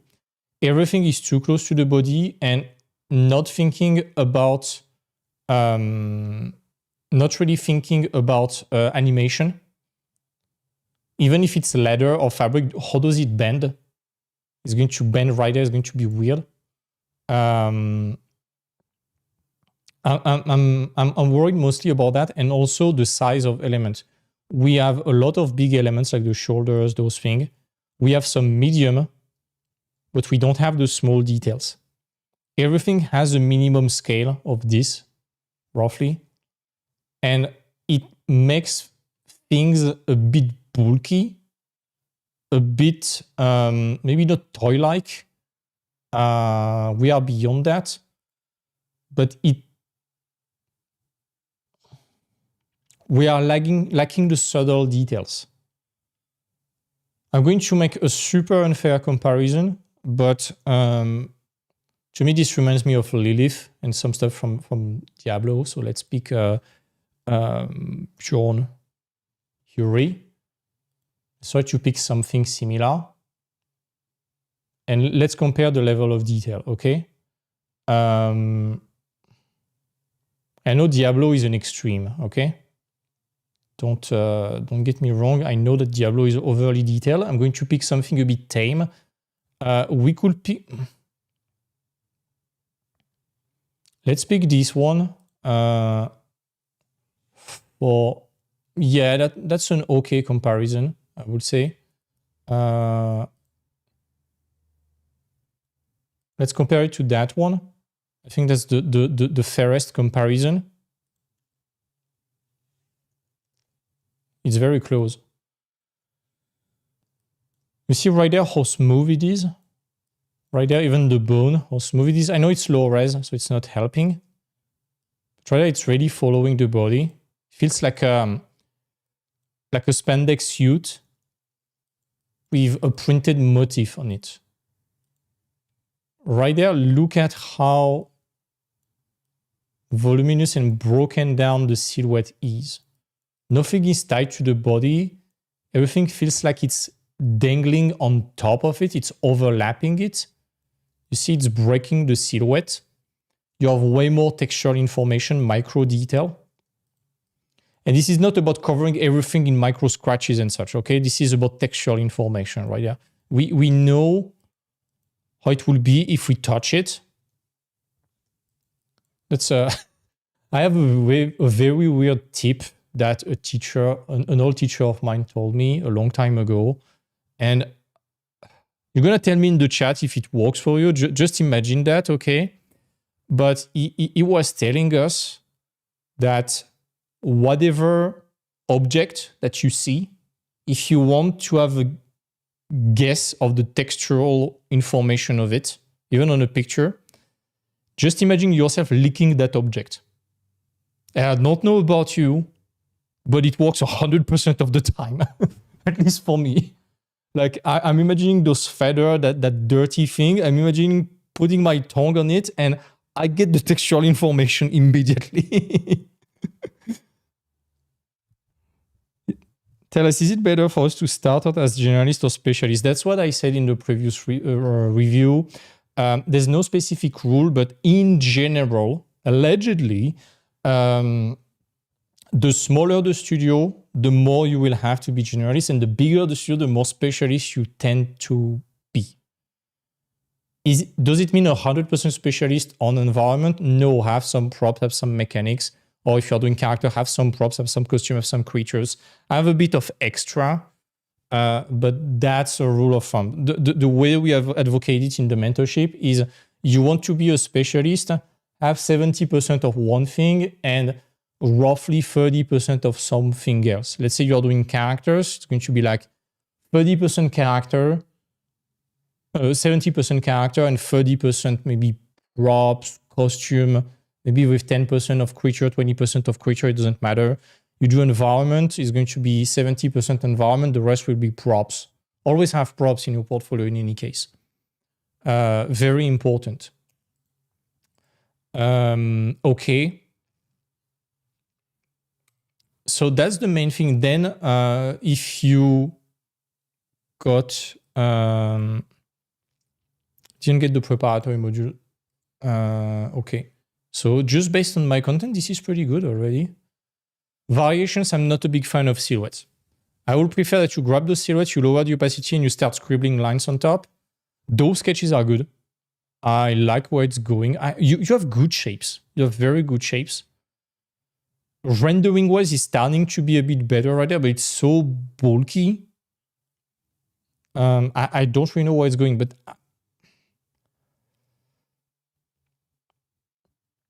I like the idea, but it's abstract. That's just the thing. Subjectively, I like it. Objectively, in a studio, for a certain boss, it will work. Break the symmetry a bit more on the chest. I like the material. I like where it's going. You have leveled up a lot already. This is heading in the right direction, I think. Back on what a cynical art director would say. Why are you hiding the faces of the character? You want to show faces. As a character designer, you want to be very comfortable with faces. You have a few. They are front views. You want to show them from any angle possible. Let me pick Lucarosa.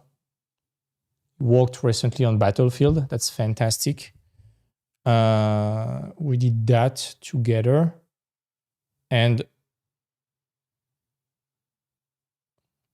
when you see those, you're like, okay, it's comfortable at drawing faces and character from different angles. So not just front view, you know. It's quote-unquote easy to design in symmetry. And you should probably not present your character in symmetry besides the turnaround. Present them with a bit of personality. You know, I was showcasing the work of Michael the other day. Those guys. That's how you should present them. At least for NPCs. Playable character, something a bit more idle, like not idle, but neutral. Like this, that still convey the personality, the gameplay. Very good. Look at even Only. The caffeine is starting to kick in. Oh my god. See the poses? Avoid symmetry. Use symmetry only for turnarounds, okay? Because symmetry breaks the personality. It's becoming super neutral. And your first job, when you are starting your early design, is to sell the personality and the gameplay of the characters. Okay? Sell the abilities of that guy, the moveset, etc. But I like where it's going. It's pretty nice.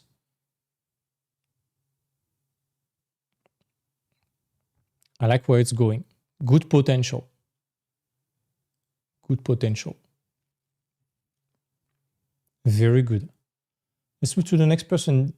Divya? I think that's how we pronounce your name.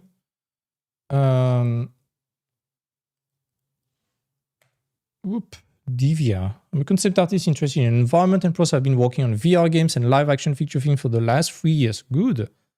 I switched career from fashion, graphic design to concept art. I've studied 3D, game art, and went on to develop my concept art skill with that base. I love visual storytelling details in an environment that makes it feel personal and find functionality of things along with cultural narrative very exciting. I would love to work at companies like Arsen Studio, Guerrilla Games, and Don't Nod. Okay. So Arsen Studio and Guerrilla, I assume Dishonored, Prey, Deathloop, Horizon Zero Dawn, and Don't Nod, I would say Banishers, I assume.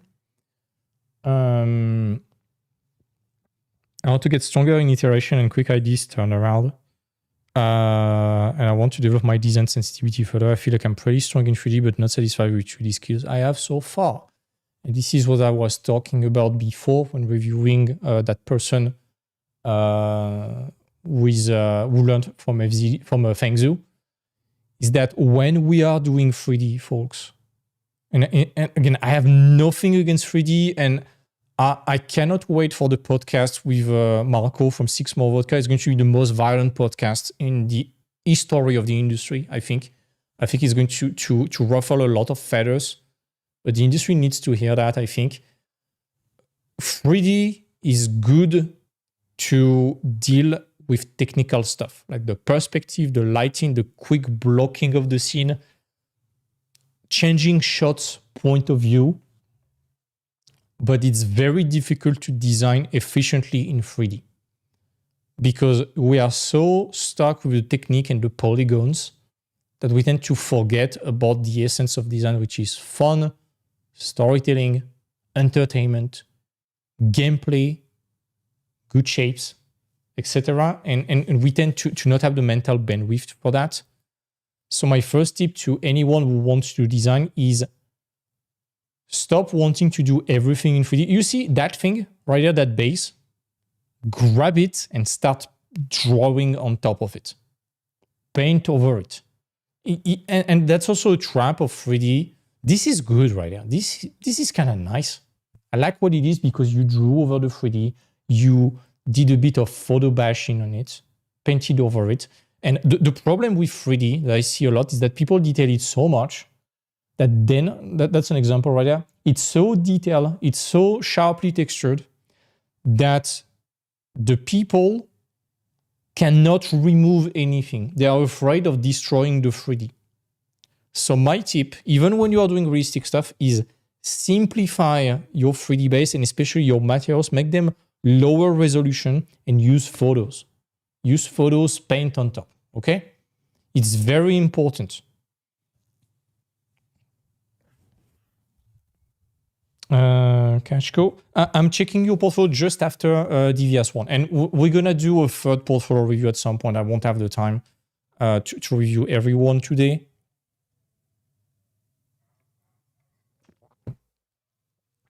But yeah, simplify your 3D base, okay?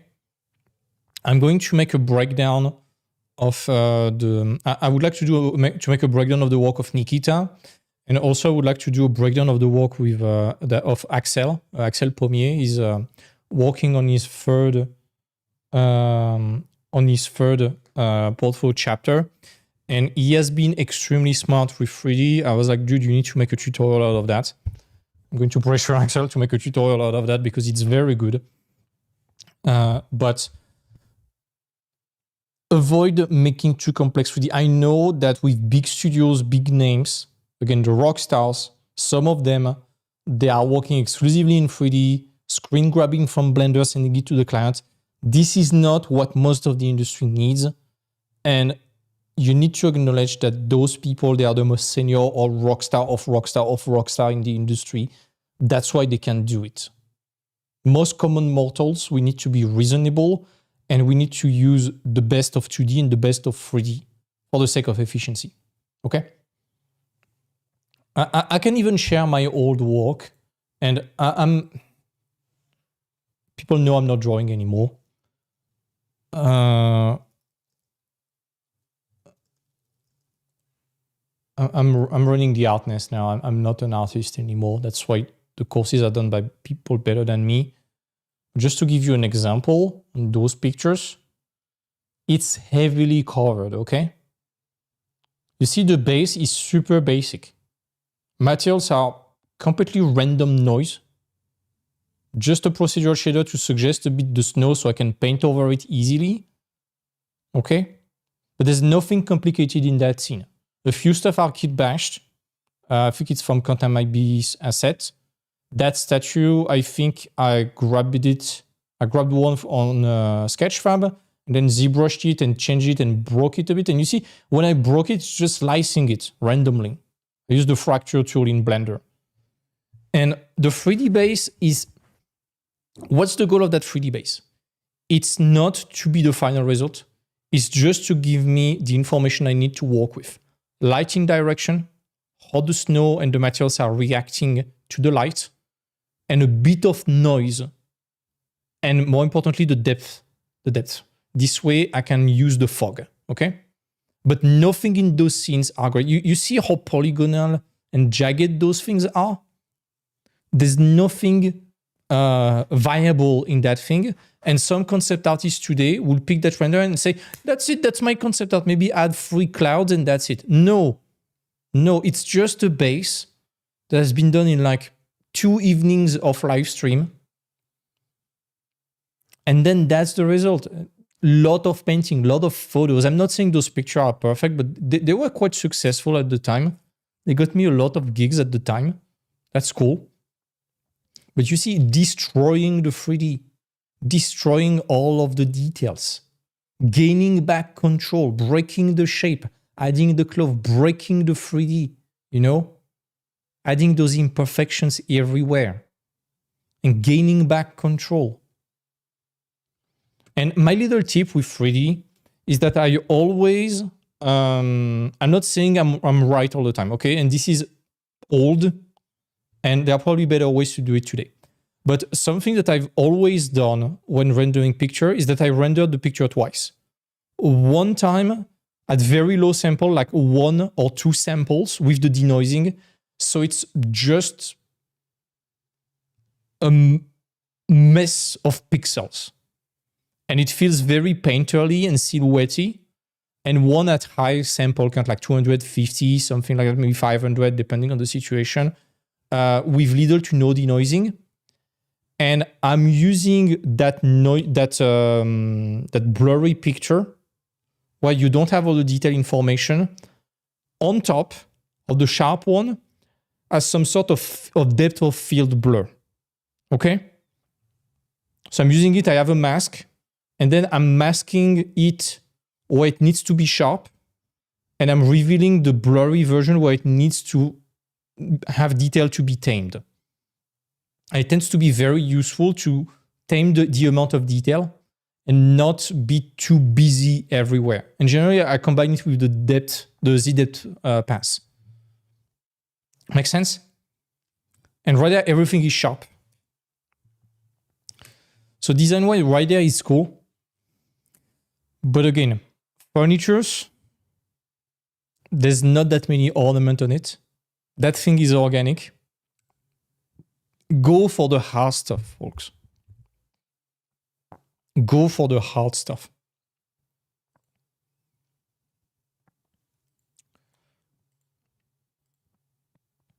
Go for things that cannot be Googled, okay?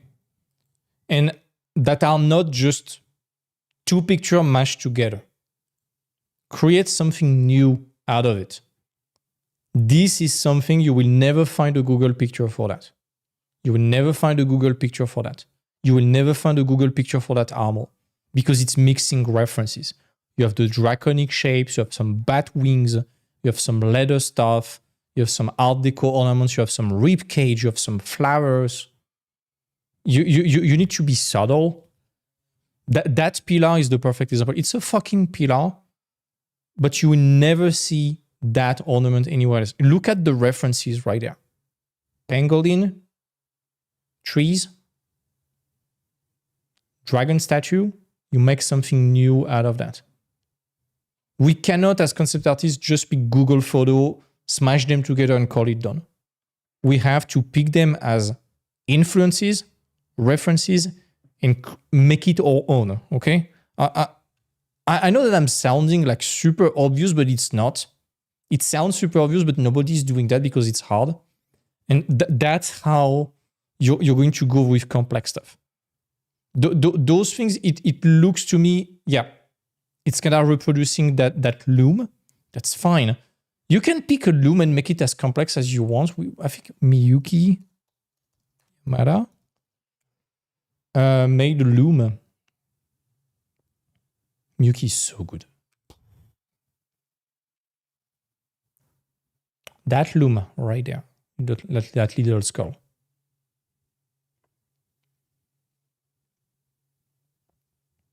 See, just repurposing that skull to make something new out of that. Now that's interesting. Okay? For a game like Donkey Kong Country, something like that, it will work perfectly. All the Nintendo games. Even that little elevator, you see the screws right there? The ornaments behind? That little sewing office? The little ornaments right there? That's how you make something interesting, you know? And those little props, you see, it's not copy pasting a mirror, it's adding this kind of little draconic feeling to it, to all the elements. There's always this kind of draconic look everywhere, or animalistic at least. See? Animals, lion and a serpent right there. Horses. Some little wolves that seems to be playing together. Little dragon right there. Because it's a hunting, it's inspired by a hunter right there. So it suggests hunting trophies. Okay?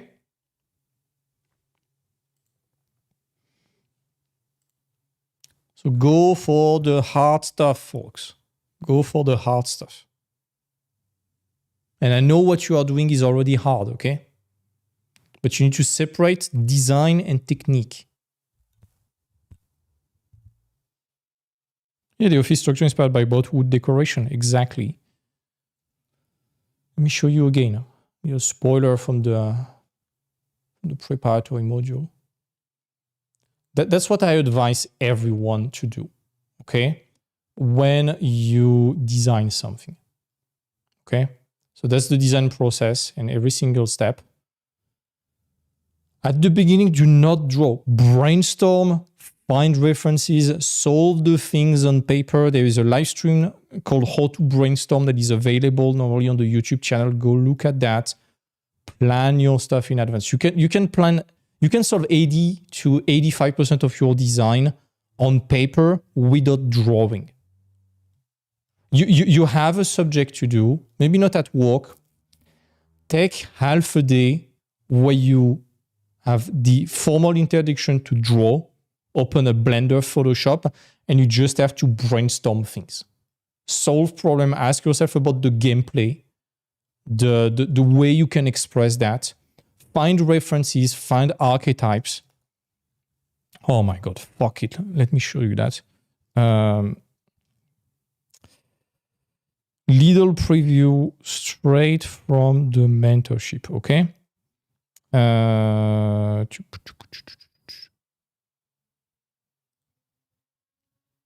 Whoop. Brainstorming right there.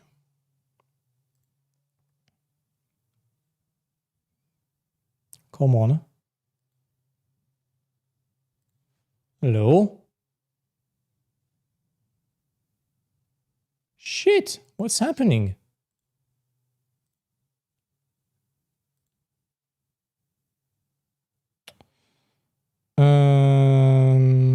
Fuck.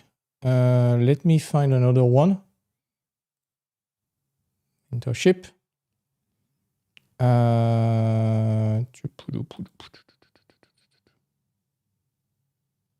Planning your portfolio? Nope.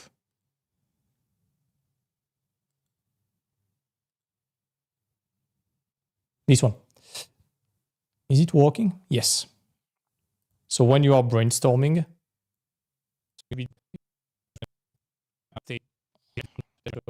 at the beginning, when you brainstorm, you ask yourself some questions, okay? For a character. So when you are doing this kind of design, and you want very broad 12 references. You want a gut check at the beginning. I'm doing that on the exercise of the preparatory module, by the way, right there. It's a little bard, young adult, chestnut hair, amber eyes and further curious and nervous, loves cat, and okay. Okay. The numbers right there, they are the number of photos that I'm allowing myself to find, like just maximum 10. At the beginning, it's not to explain everything, every single bit, it's just to capture the feeling of the character. So I want that young character. We're going to pick the bard, entertainer, etc. So let's pick the references. Okay, we're going to pick Nimbus the cat. Here we go. charismatic. I was thinking about that one. Will Turner. That's exactly the same vibe, you see. Okay, flamboyant. Speak David Bowie and Gilderoy Lockhart, especially Lockhart. Perfect.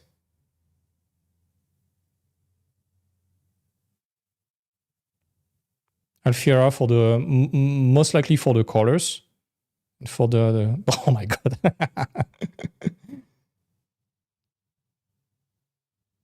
There we go. You see with just those few photos, the gut feeling you get, the direction you want already. That's how you should brainstorm at the beginning. Start broad. The functionality, how every single little belt and little thing works. There's no need to pick 50 pictures of that, by the way. There's no need. You want to start broad, okay? You do your research before drawing, and you don't need to pick 50 pictures. It's useless. It will create paralysis analysis. Like 1 or 2 pictures per point is important, okay? And then you start drawing broad. You explore different things that have nothing in common, okay? That's the kind of stuff you want. Look at that. For the chef, for mechanic, for the guy running the operation. It's for the Treasure Island story. For some knights. For some buildings. And eventually you're going to refine your choice, okay? You see, we went from those sketches for the lady to those. And then to those. That's how you present drastically different choices, and those can be reused as costumes in the story, okay? See, once the layout is validated, time to start working on the callout sheet. And none of that is objective, it's just how it works for that process. And you see, we have many different portfolio projects, and I tried my best to build the narrative on how it's been built. And that's why I want to do some breakdowns live of certain portfolio projects from some mentees. It's going to be more interesting to let them speak instead of me. You see this one, sketches, boom, and it kind of branch out in every single direction to solve problems. That's the kind of stuff that I like to explain, okay? Does that make sense? Sorry, I've been on a massive tangent, but this is the brainstorming right there. I don't know the theme. It's like it's a guy being tortured. Okay, why, how, by who? Why is he getting tortured? What is it specific about that guy? What's the gameplay? Maybe you have to deliver that guy. Or maybe you are the player, you're stripped of all your equipment and you have to escape. I don't know if you saw that incredible to Dream. I don't know if some people played Wolfenstein 2. Incredible game. Absolutely incredible game, in my opinion. There's a moment, spoiler alert, you get captured by the Nazis, and you have to escape the trial room. So you kill the guard behind you. Here we go. So you just kill the guard behind you, and then you kill the assembly. You leave. That scene is in. That game is so good. That game is so good. It's a mix between the worst of action movies and some scenes like that one that make you almost cry, given how well written it is. That game is so good. But that's the story. Like, you are stripped away from your equipment. You have to leave. There's a guard that is conveniently placed near you, or maybe there's a syringe. And maybe you manage to maybe you have a mechanical arm and you manage to remove it. So you're stripped away of one arm, but you can grab a syringe and stab the guy and grab his gun and leave and shoot everyone and grab back your equipment. That's how you're going to make it fun, okay? And that's how you can build an entire level design, the layout. and there's going to be your equipment nearby in a box right there, etc. It's, guys, stop thinking about designing a shot, okay? Design a game. Design, go beyond that, okay? Is it the Magic the Gathering? Or the Lord of the Ring font, by the way? I think that's the Lord of the Ring font right there. But yeah, think about a situation, think about a mission in a game, okay? One mechanic, right there, it's simple. Escape the thing, grab your stuff back, leave. It's not about how you have 50 different things. No, keep it simple, okay? We are not level designers. That's how you're going to make it more complex. That's how you're going to build everything around that. That's how you're going to show that you are, again, a concept artist. You're not just there to make fancy pictures. You are there to be at the crossroad between every single creative job in the company. Writer, game designer, 3D artist, animator, tech art, everyone. So you have to speak the language of everyone and have the basics knowledge about everyone. This is good. Those little boxes right there, this is more design than 90% of the concept artists, because nobody in environment design thinks about this kind of stuff. And this is the basic of why we make those concept art, is because we make games. We want it to be fun. Homework for everyone.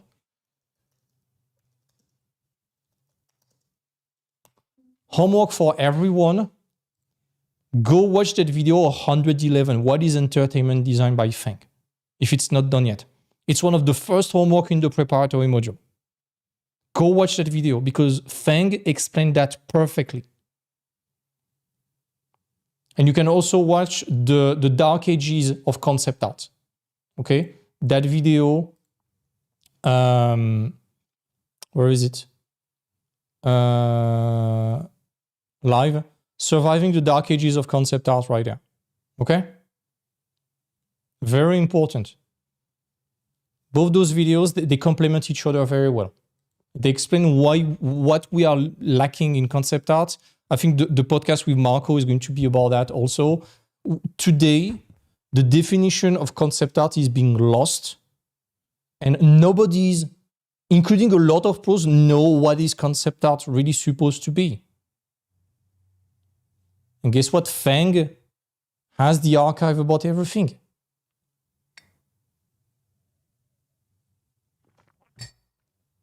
Sorry for the rant. I know it sounds a bit ranty, but it's about complex stuff. Okay, folks?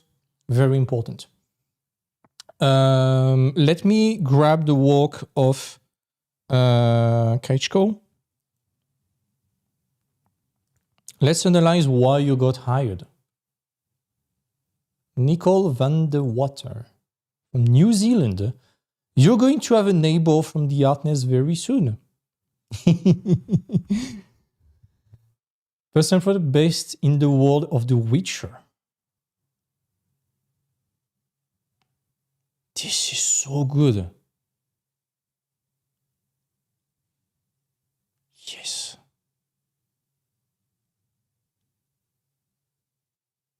Are you working on Path of Exile too?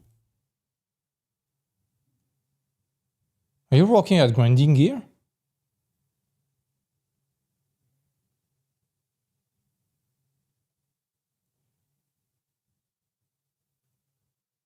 This is good.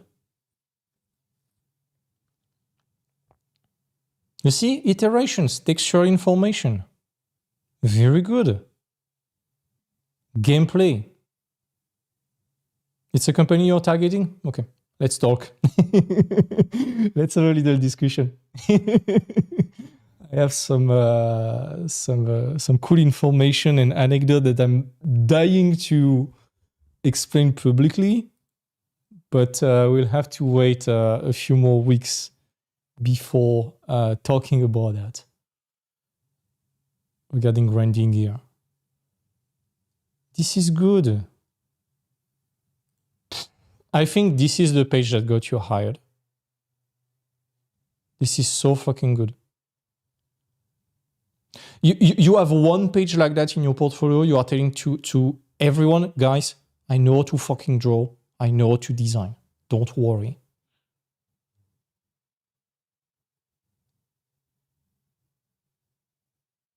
The second product is what got you hired. Amber's Edge. Yeah, no wonder. No wonder. That page is what got you hired, I think. I'm not joking, folks. Look at the work. This is difficult today because on ArtStation, we see, and that's what I explained in the podcast with Gabriel, by the way. The very famous artists, those who get a lot of visibility, the rock stars, they don't give a shit about what they post on ArtStation. They have fun. That's okay. I invite you to look at the work of artists who have been working for 5 to 10 plus years uninterrupted and are most likely too busy to play the rock stars on Instagram and ArtStation. Look at their portfolio, you're going to find stuff like this. A lot. A lot. The shapes are gorgeous. And you see, rendering-wise, it's highly perfectible. But they don't care because this is what matters. Right? Can it be made better? For sure. And the 3D artists are going to make it better. What matters is this. This is clean as fuck. I need to get you in touch with Jess. You'll fit along so well. Beautiful armors. They are really beautiful. A bit bulky right there. But the way they work, the rigging abilities and such, it works very well. I would love to see them in color and textured. Those little color sketches are very, very nice. See, folks, that's the portfolio of someone who got hired. Do you see some keyframes? Do you see a billion rendered stuff right there? No. Maybe there is something. Okay? Same with everyone. This is the portfolio of someone who is getting great job opportunities that I cannot talk about yet. There's a few rendered stuff. And then it's sketch, sketch, sketch, sketch, render, render, sketch, sketch, sketch, sketch, sketch. Sketch is everywhere.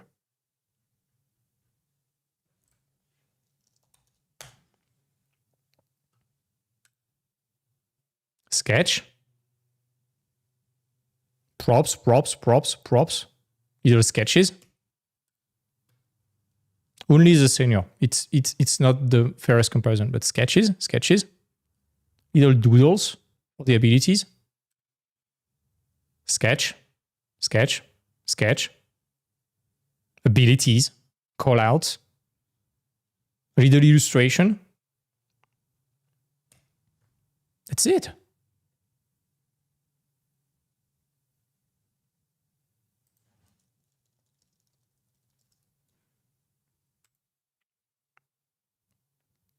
This is someone who got hired. Okay. Julie is a former mentee, very good, and it's funny because Julie is always telling us she's dreading rendering. She's not good at rendering. Look at just the preview of the portfolio. There's almost no rendered pictures. At best, it's like flat colors. But the IDs, this tells I know to fucking draw and design. Okay?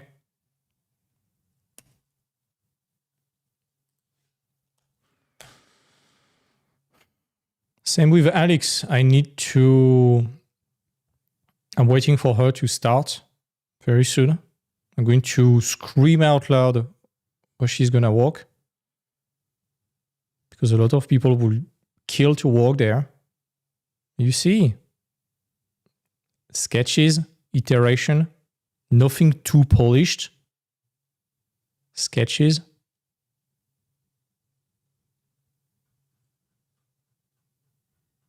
This is what she did after the Art Nest with Jérôme Bianchi. This is what she did with us prior to that. sketches, sketch, sketch, sketch, sketch, sketch, sketch. But there's design. It's not Googleable. Those benches are not Googleable, okay? Fantastic.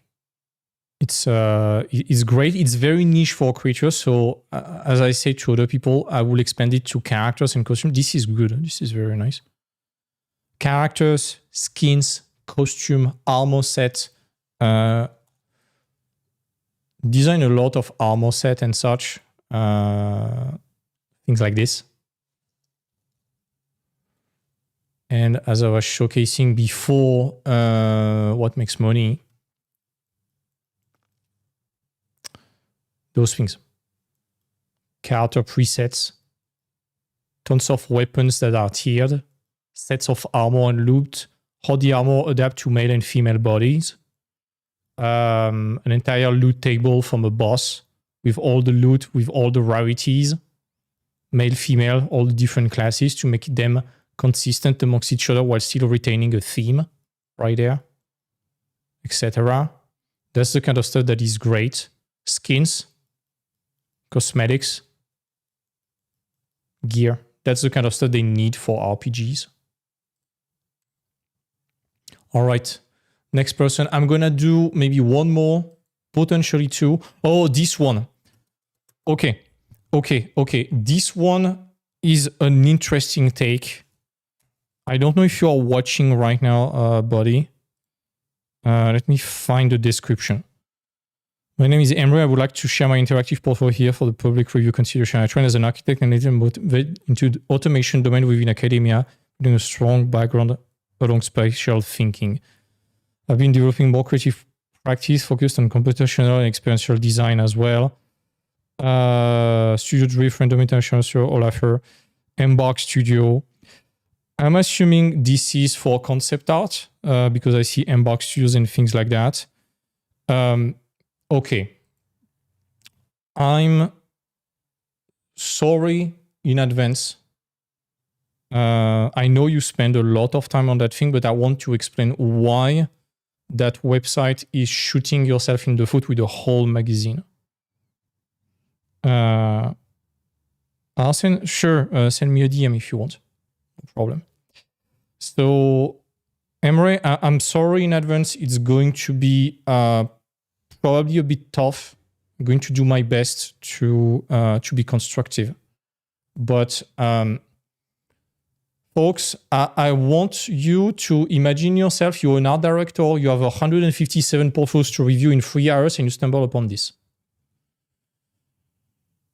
I don't know what to do. It's loading. I want to access the stuff.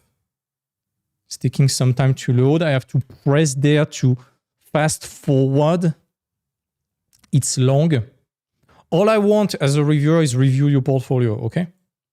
I stumbled upon this. I don't know what it is. I don't know where to click. Swipe left. Why? It's too long. It's too long. The goal of a portfolio is to consume your work. Right there, it feels more like an interactive something, but the UX is, I don't know what to do. Okay, bachelor thesis.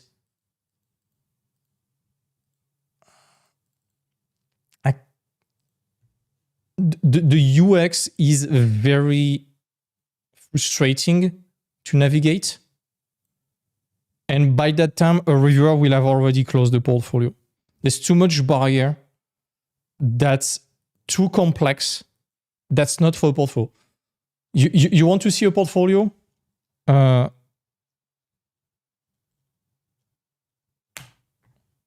This. That's it. One page. No zoom. No click to enlarge. No menu. No nothing. And all you have to do is scroll to consume the work, and you don't even need to click to enlarge them. You want to remove friction. Imagine if you want to make a purchase on that website. Will you do it? No. Because it's too complex. You want to go on Amazon, enter the product, add to basket, pay. As simple as possible. You want to be as smooth as possible. And to everyone, I know I've been getting a lot of shit on LinkedIn for saying that, but don't even bother with a personal website.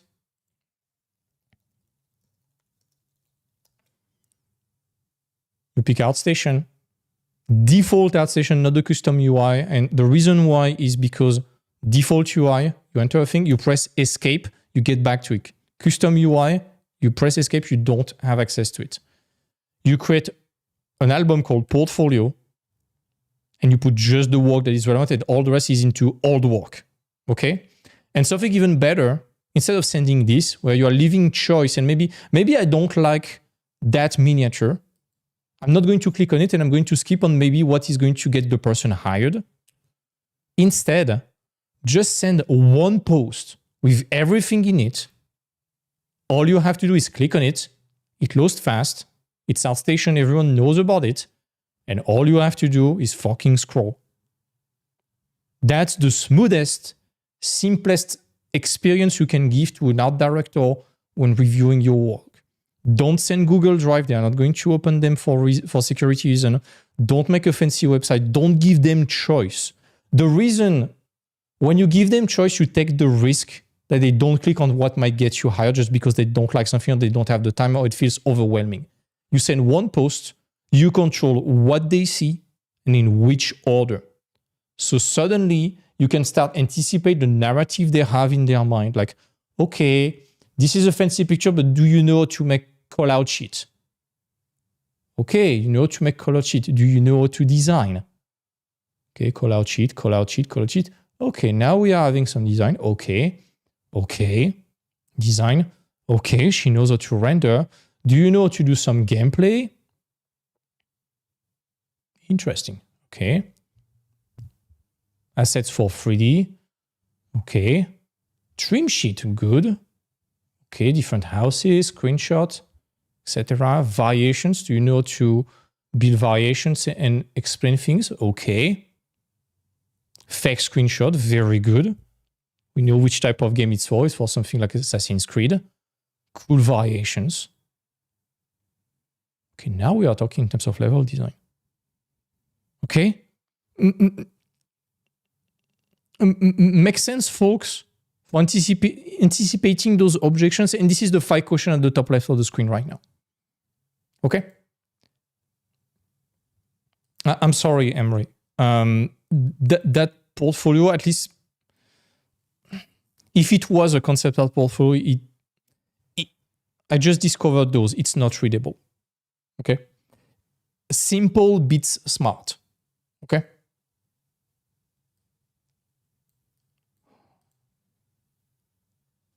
Simple beats smart. Every single time. Okay?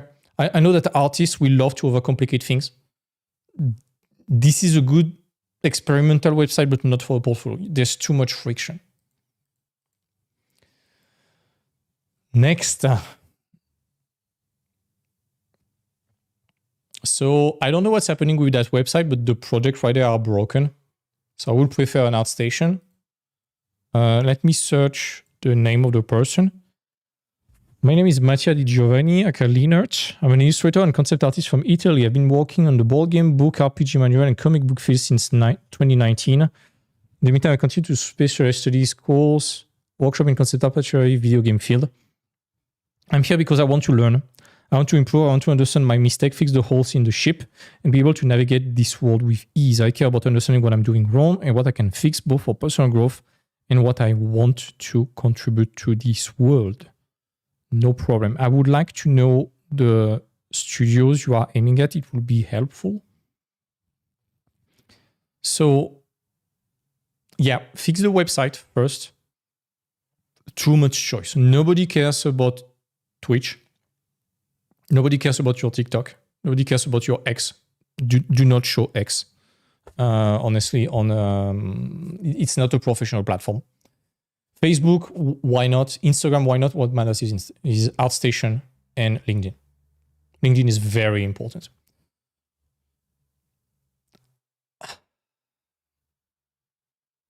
I need to consider making a public presentation about LinkedIn I know people hate that platform. That's normal. That's corporate degeneracy, but it's also a great platform to network with people. For example, yesterday with Marco, that's how I got in touch with him. I got in touch with Antonio from Outward. I got in touch with a lot of people on LinkedIn. And it's very easy to contact people on LinkedIn if you know to do it. So illustration, I'm not going to comment that much. I like that one. Oh my God. I love that sign. Super good by... I don't remember the name of that game that got released recently, but I know which game it is. This is cool. I think I saw your work before. Dispatch, yeah, thank you. I'm pretty sure I saw your work before. Reminds me of...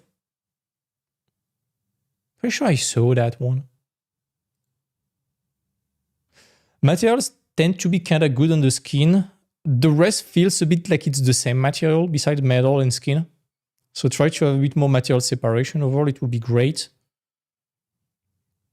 But what is interesting us is concept. Oh.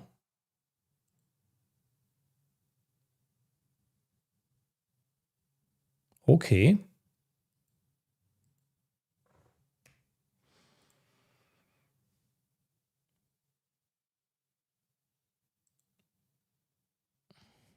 I would like to know which type of game you are aiming at. Could you include UI design in the concept art portfolio, like show you can do it? Unless you aim for indies, no. Because otherwise you're going to be relegated to 2D art, which is not concept art, and you're going to attract mobile games, which most people probably don't want to.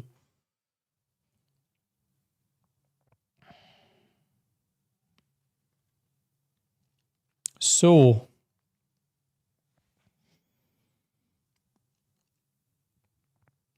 it will be important to know which type of game you are aiming at. I love that style right there. It's somewhat in demand at the moment. It's cool. That arm is not readable at all due to value. We need a bit more contrast. We need to make it stand out a bit more, and making it this way is probably not the best. I would have preferred it to be alongside with the body, probably. Right there, it's a bit hard to read. Rendering, I don't have much more to say. It's good. I would like to see more vibrancy in certain material, like the metal right there, have a white specular, etc. The shapes are great. I would like to see the shape of the hammer a bit more, see it rendered, etc. It's good. It's funny because at first I thought that handle was for that thing right there. And then I saw the hammer, so there's a bit of flatness right there. It's just that I don't understand the gameplay of those kind of bismuth stone things. I would like to understand the gameplay around it. That's going to be important. And it feels a bit alien overall. So, color swap. I was about to say, I said color swap, but I realized it's costume swap, but it proves that it's not drastic enough. At first sight, we don't really know. Go for drastically different stuff. As I was showcasing this. And same problem as I said before to someone else, you are designing a lot in symmetry. You have the decency of breaking the symmetry once the design is validated, so that's kind of okay.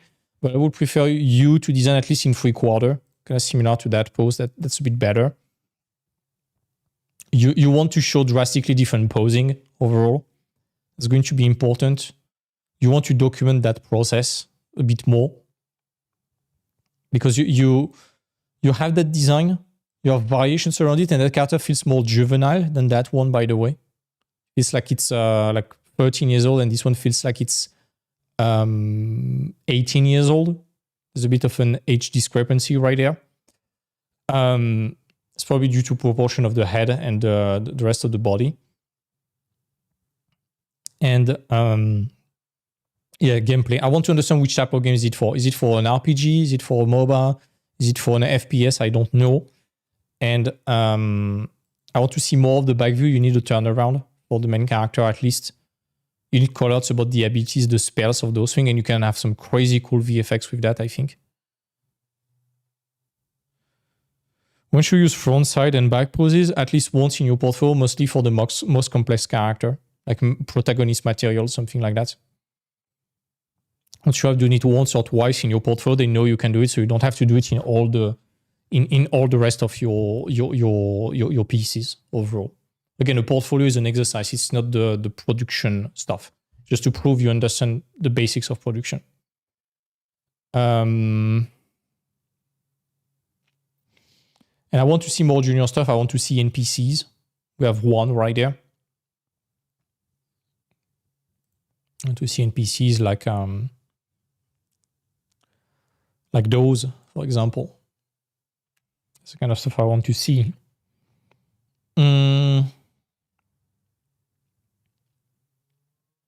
Different proportions also. It seems that it's kind of this kind of quite athletic type of characters. I'm not telling you to cover everything, but play a bit more with the archetypes. Those ones, you see. Different body shape, different proportions. Good. Let's get back to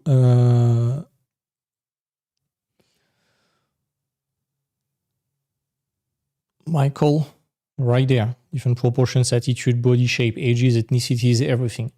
Try to cover a broad spectrum overall. That's very important. Props, weapons, abilities, skins. A bit more colored sketches because there's a lot of line work right there. I don't mind, but I would like to see a bit more polished stuff also. And again, I don't know which type of production it will work for. That guy could work in Elden Ring, I think. A bit too elegant for Elden Ring, I would say. Let me rephrase that. A bit too clean for Elden Ring. Elden Ring is very elegant.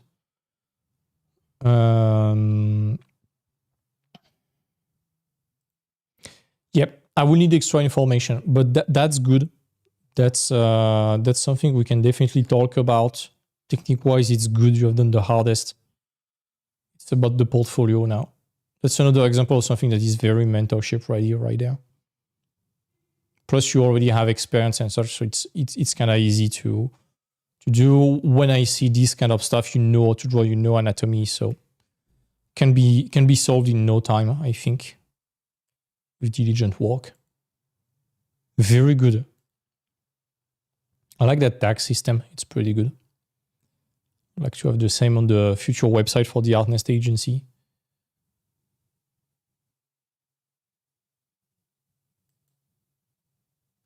Next person. Oh, I know who you are, Emry. Still grinding, learning, and hopefully improving. Currently by seeing a few things, but in the free time working on my portfolio is the main focus. I'm trying to implement more variety, but keeping character, creature category, locked to him at full sphere CDPR Larian. This is a mini Jess right there, a future Jess. This is good. You have improved so much. I'm very happy with that. This is the bard right there.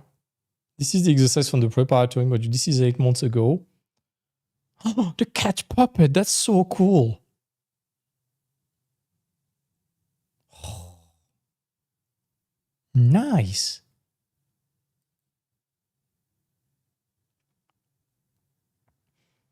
Look at the improvement, folks. 8 months ago. Now. Is it following the What Makes Money presentation? Emry? Are you there in the chat?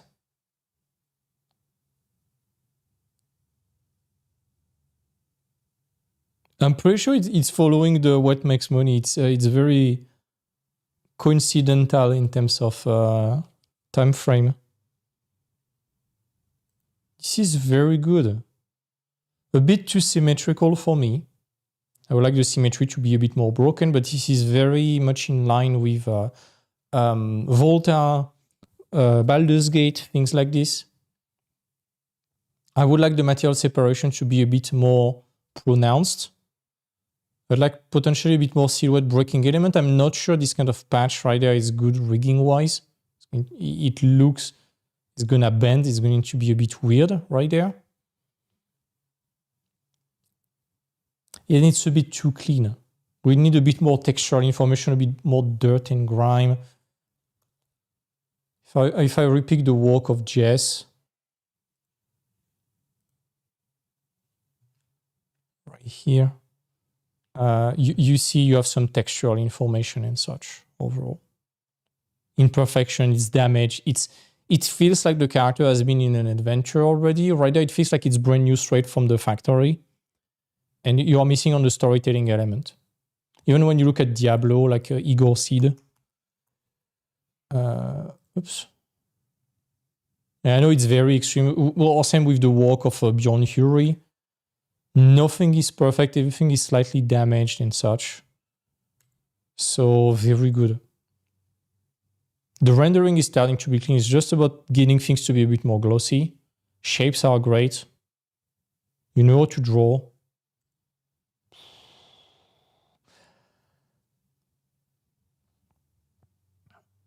We are heading somewhere. We can still see the Googleable chassis for that chariot, and then we cover it up in stuff. You need to carve those things a bit more, a bit like what Gael did on the on those things, on the pillar right there. You need to carve things to make them not just like there is a texture that has been projected on it. You see that thing, you could make it look like a dragon, for example, or like the head of a phoenix, and this could look like a wing or a tail. I'm pretty sure we could expand those things to be made of feathers and looks like wing again. Those things, you could replace that by the wings of a bird and have the head of a bird right there, or the head of a bird right there. And you will need that guy to also reflect on the phoenix thing. This is some good iterations right there. Do you want iteration on a cart? I'm not sure. Unless it's part of the gameplay, but iterations on a cart, maybe not. Faces of the guy, why not? Turn around, okay. It's okay. Not sure about the proportion right there. Give him a bit more of a neck. It feels like you put the page and you are constrained by the top of the page. Good. Those are pretty... Oh my god. This is going to be a rigging nightmare right there. Two faces like that, horrible to rig. This one is good. I like it. Get them to look like an animal. This one looks like a turtle, you know? This one could look like a... I don't know, like a... could feel like a centipede with the head or something like that. But I like the shape. I like where you are going. This is very, very good, Amy. I'm very proud of your improvement. This is okay. Not professional level yet, but you are really heading in that direction. Just a few months. Same with the beast. You need more interaction for the beast. I explained that in the preparatory module, I think. This is good. I don't know why, but those NPCs feels like people at a LARP and not NPCs in a game. I think we are missing some extra layers of things, some dirt and grime, and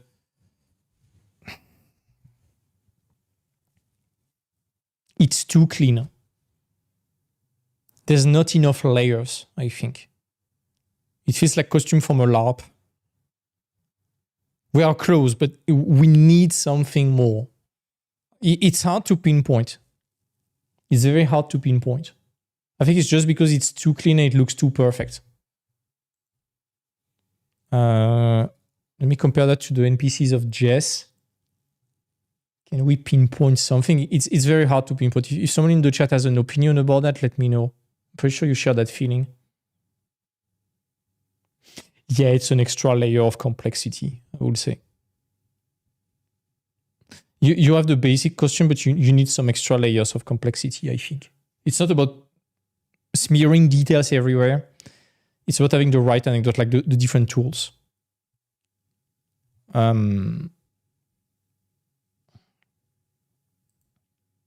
See, it's about those little sausages right there, the letters right there, the little accessories, the fact that they are part of the same faction with those fishing nets everywhere. They are part of a fishing village. All those accessories, the menu. You have this kind of maybe not goofy, but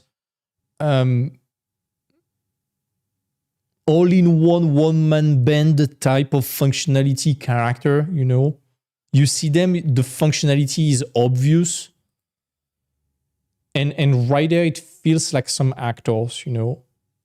You don't have the all-in-one, one-man band thing. And yeah, I agree with you, Rodrigo. Interaction, storytelling, they are posing in front of the camera a bit rather than interacting. It feels like a character looking at you like, hey, do you want to buy some booze or something like that? It feels staged. It's like, okay, Billy, go in front of the camera. That's your turn. Try to act like you are doing some stuff in the village. And it feels staged. The bartender, you know, she's looking at you with a seductive look. Go full blown on the seductive attitude, like the wink. She's welcoming you. Flowers in the head. Very elegant, offering you maybe a small drink of brandy, something like that. Things like that, a strong theme. Let's say you are the blushing mermaid in Baldur's Gate, maybe some aquatic theme type of clothing. She looks like a living mermaid. Maybe she's having some clothes that suggest the wings of the Greek mermaid, something like that. The theme, the archetype, it's in asking yourself the right questions for characters. Archetype, storytelling, flavor elements, signature elements, things like this. That will be it, I think. But overall, I'm super proud of you. This is a massive improvement. I think you applied to the mentorship a long time ago. Yeah, I remember about this one. Mentorship ready now. Yeah, you applied with this last year. I remember that.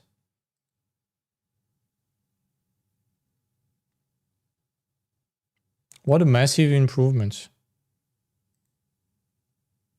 This was just after. The rendering is great, right? I love the painting style there. So it's really beautiful. And the improvement is really spectacular for you on your own, doing it on the side just with the module. This is great. This is on par with Jenna right there. Jenna's improvement have been spectacular also. Need to share it. I have very, very high expectations for you, Jenna. Part of the mentorship under the guidance of Mighty Axel now. This was before. Picture is always a bit long to load. It's a big one. Before. Now. Holy shit. Before. Now. Holy shit. Your future is bright, Jenna. It's very bright. I'm gonna check up with all of you in the mentorship to see how it goes with Axel, but I got nothing but praise for him for now, so I'm confident. Oh my god. Feels good to see people leveling up like that. So happy. Yeah, I remember that project also. Very inspired by Regina. Very inspired by this. I see where you are coming from. Ah, that's nice. That's very good. Very good work, Amy. I'm very proud of you. All right. One last, and then I have to go, folks. So there's going to be a bit more to finish. Nikita, Zaro, I'm not going to even try. Working as a concept artist for 5 years, worked on a real PC and console game in a big team, sadly not well known how it came. I wish to learn what I'm missing was developing my skill by the time. But the last time looking for a job was extremely hard. A lot of ignore rejection brings a lot. I agree with all the terms. Yeah, but I would need to know which studios you are aiming at. And that's the issue right now. So let's have a look at the professional stuff first. Okay, it's this type of Fortnite-ish game. Okay. A Fortnite-ish metaverse type of game, I guess. This is nice. This is a bit too clean, a bit too toy-like. Similar to what I was saying before to someone else. We have the big details that are telling what it is. The medium with how does it work with other materials, but we like the small dents and imperfection right here. But of course it was production stuff, so you had to cut corners. Inspired a bit by Wayfinder, I think. Oh, bless you, kitty. How are you doing? Time for another cat. Oh, look at that big boy.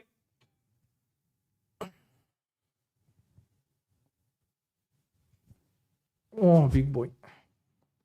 He's almost 10 kilos now. The design are great on those. The design is great. I like the shape. There's a nice set of design rule over those overall. I like what is going on. It's reminding me of a snow. Don't remember that name. Snow Owl Wardens. It's reminding me a bit of this.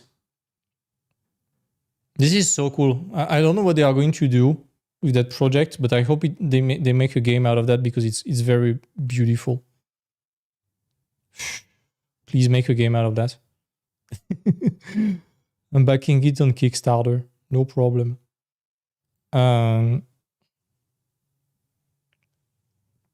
But yeah, this is good right there. I like where it's going. Of course, it's a bit old, and I'm curious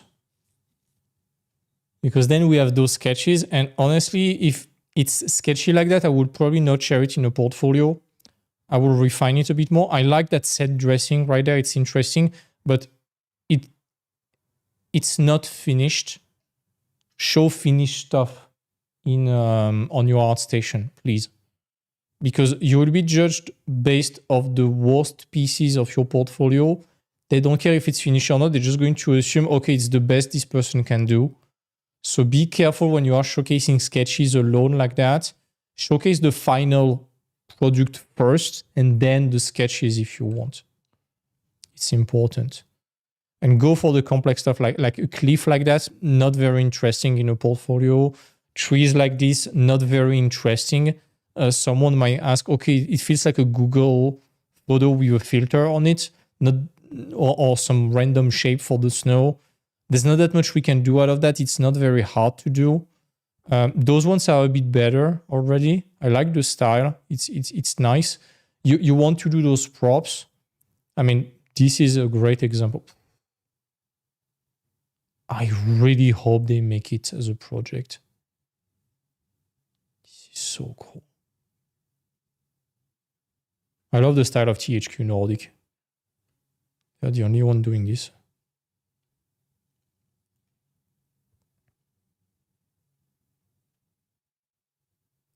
What is that project? Crass Collective.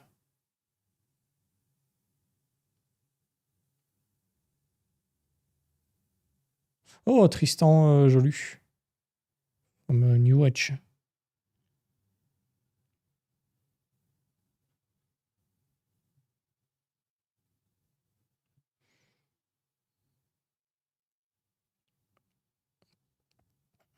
This is beautiful.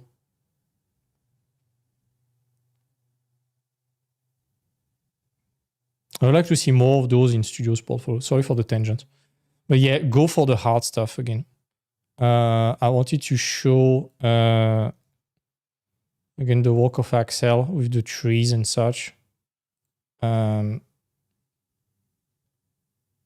This, you can show it in a portfolio because it's heavily stylized and you have an exercise in stylization for everything. Very important.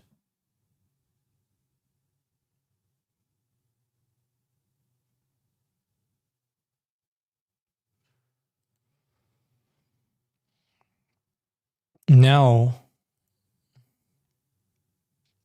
we can sense the 3D. You need to really break the 3D. This is better right there already. When you are showcasing stuff, put it in English if possible. I know you're from Poland. Make it in English so everyone can understand that. I must admit, I'm not the biggest fan of the 50% gray background and different sizes. Try to standardize the thing. It's not going to make or break your portfolio, but it's not the most elegant way of presenting your work right there.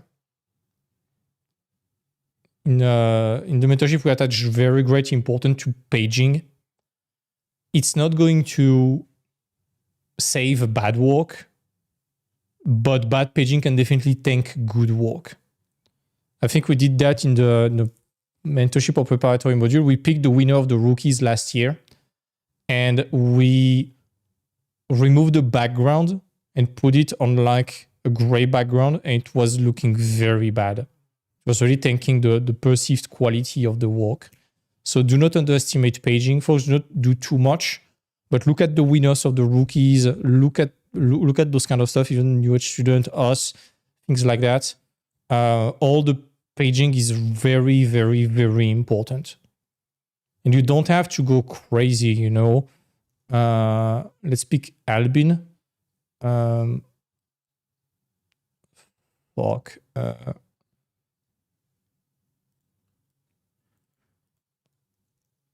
we go, right there. He's doing realistic work. Got his internship at Massive, straight out of school.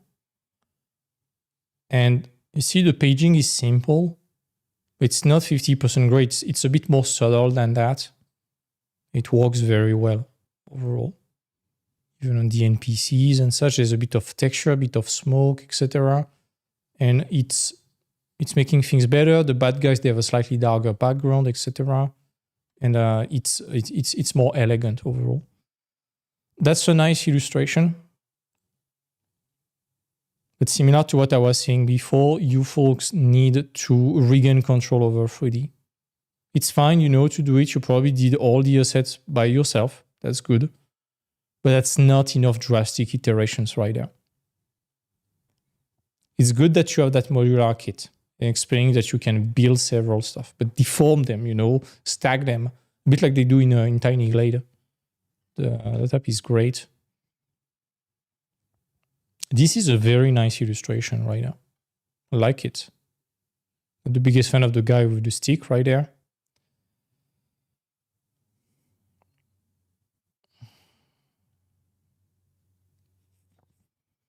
I showed it before when I was showing my work. Regain control over 3D, especially for illustration. You want texture information. It's too smooth. It's too digital.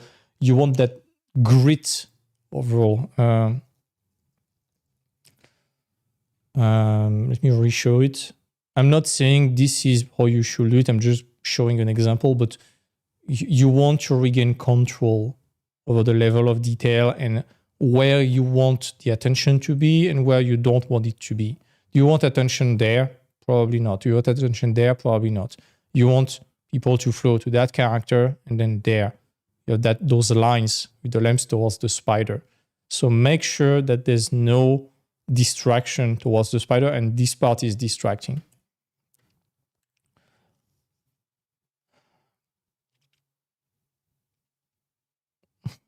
This is nice, but now it's about gameplay. How do you play that place?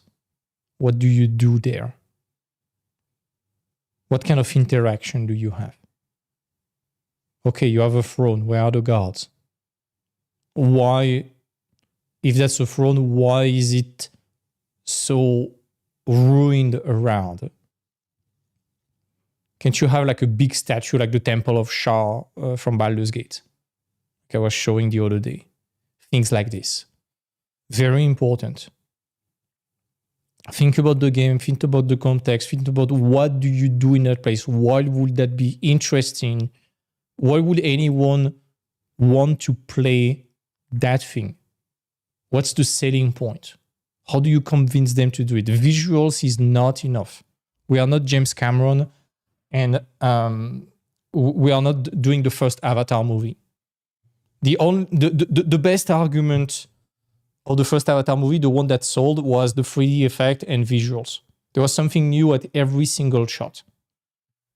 Second Avatar movie, and let alone the third one, there was not that novelty feeling anymore. It was not selling as great. I mean, he made billions of dollars with it, but the first Avatar, the selling point was the visuals. In games, the visuals, the art direction is rarely the selling point. Art direction visuals is there to elevate the game. We see so many games that are photorealistic today with a great art direction, shit gameplay. You look at the... you want an example? You pick Destiny. Art direction is, in my opinion, the best ever made. Gameplay is shit today. Not the gun feel and such is great, but the gameplay loop today is so bad. Everyone leaves the game. So yeah, what's the entertainment selling point? I'm sounding like a broken record right there, but this is very important. What's the entertainment? Sell me the game. Sell me why it's fun. Sell me why would I care.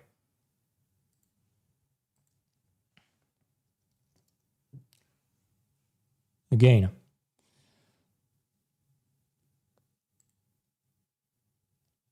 I'm not the biggest platformer player, even though I like platformers, but it's been a while since I played a 3D platformer. The last one was Spyro Reignited, which I loved. But I love Crash Bandicoot, Donkey Kong Country, all those old school Nintendo 64 and PS1 type of platformers. I miss them a lot. But I see that, I'm like, okay, I will play that. I get it. Do you have a good portfolio geared towards survival game? No, because most survival games, they tend to be a bit cheap, realistic, looking all the same, and done by studios with not that much money. I know there is Funcom that is an exception with Conan Exile. In that case, I will pick the work of Jess, for example. I think this could be somewhat compatible with Funcom. Not the subject. To need to be a bit more barbarian, desert oriented. That's the kind of stuff that could work. But survival game, I would be very careful about aiming at that because it's niche. There's not that much money. It's quote unquote low value. I would be careful. I know there are some exceptions like War Tales, for example. It's not exactly a survival game, but you get my point. Northgard and things like that by Shiro Games. Survival games, what's the selling point? It's Minecraft, you know? You're going to build rock, fight with shitty weapons for a lot of time. And Shrouded too, but yeah, for a long time you are just fighting with a wooden axe, you know? What kind of design is there in it? You don't play those games for the art direction, and you rarely play for intricate gameplay loop. You just play because it's your jam, it's immersive, and generally you are with friends. So I would be careful about those niches. I would be very careful. I don't see that many game projects that are survival-based that are successful at the moment. At least new releases. It's like a battle royals or hero shooters at the moment. We got 1 billion of them. The market got fed up with that. And now we are tired of that. It's like last year, all the games in Asia, photorealistic Unreal 5 piece of shit.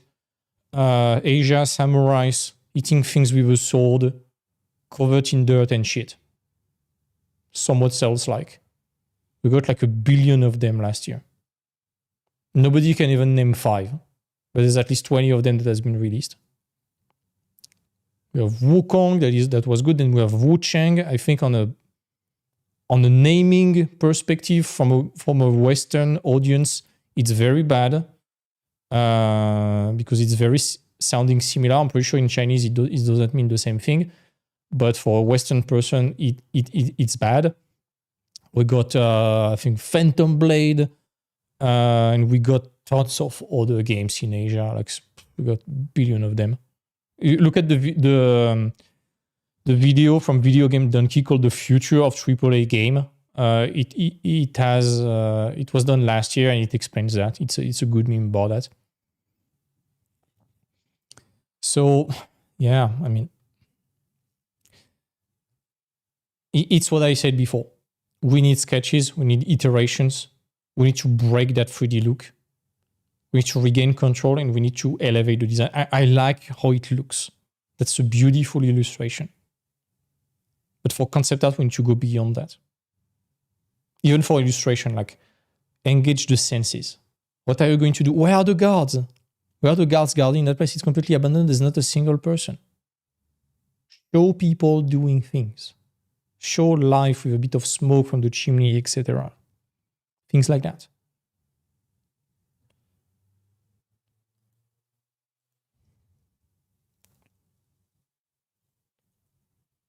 That's pretty much it. All right, we have more to do, so we're going to do one extra at some point. I don't really know when.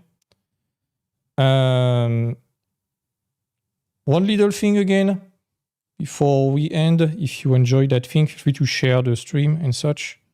I see a few questions. I'm going to answer those. Feel free to ask your question. I will have like 5 more minutes. Just making a little commercial speech right now. This video is sponsored by The Artnest, and we are making a massive workshop for anyone that is not a professional yet, basically. February 12th, 5 p.m. CET. You can register there. We won't spam you.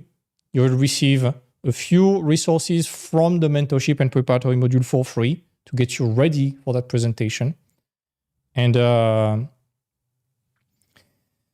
you're going to learn why Junior Profo is structurally rejected by studios and the solution to it. The lie ArtStation, social media, and art school are spreading about what concept art really is. What studio expect from junior concept artists? How to stand out in today's seemingly saturated market? And how to level up your design and rendering abilities fast and easy. That's pretty much it. So that's it. There's the mentorship. You know the link if you are at mentorship ready level or you just want to apply and get potentially an audit with us. Let's go. That's pretty much it. Join it. Feel free to share it, folks. I'm not comfortable asking stuff often, and I should. I think we are giving you a bit of value. If you know some concept artists that want to learn or want to level up, if you don't mind sharing that link and telling them that they're going to learn a lot of things, it would be greatly appreciated. I would really like to have like maybe 300, 500 people watching that thing. It's important. It makes our work valued. It makes the message spreading. And of course, we're going to release the preparatory module after. So it is going to allow a lot more people to get it. And again, ask people in the chat or in the Discord what they think about it, but I think it's very valuable. You get way more information than several years in a bad art school overall. So that's pretty much it. Let me answer the few questions and then we can leave. Let me put the link in the description, in the chat, sorry. I think the chat will not be available for replay. I need to edit a little thing from that stream before releasing it to the public. Where can I get that link? It's in the chat right now. I just put it in the chat. Here we go. Oh, nice, Kaishko. I'm glad you like it. Yeah.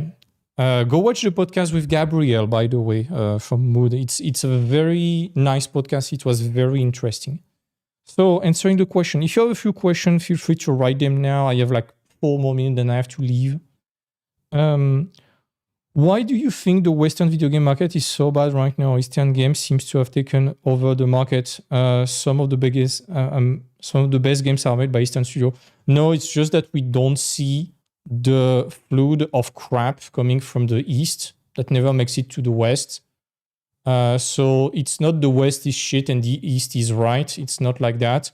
It's just that I'm in Europe. Most of you watching the streams, I'm assuming you are in the West also, or at least exposed to Western type of content or aiming at Western type of content.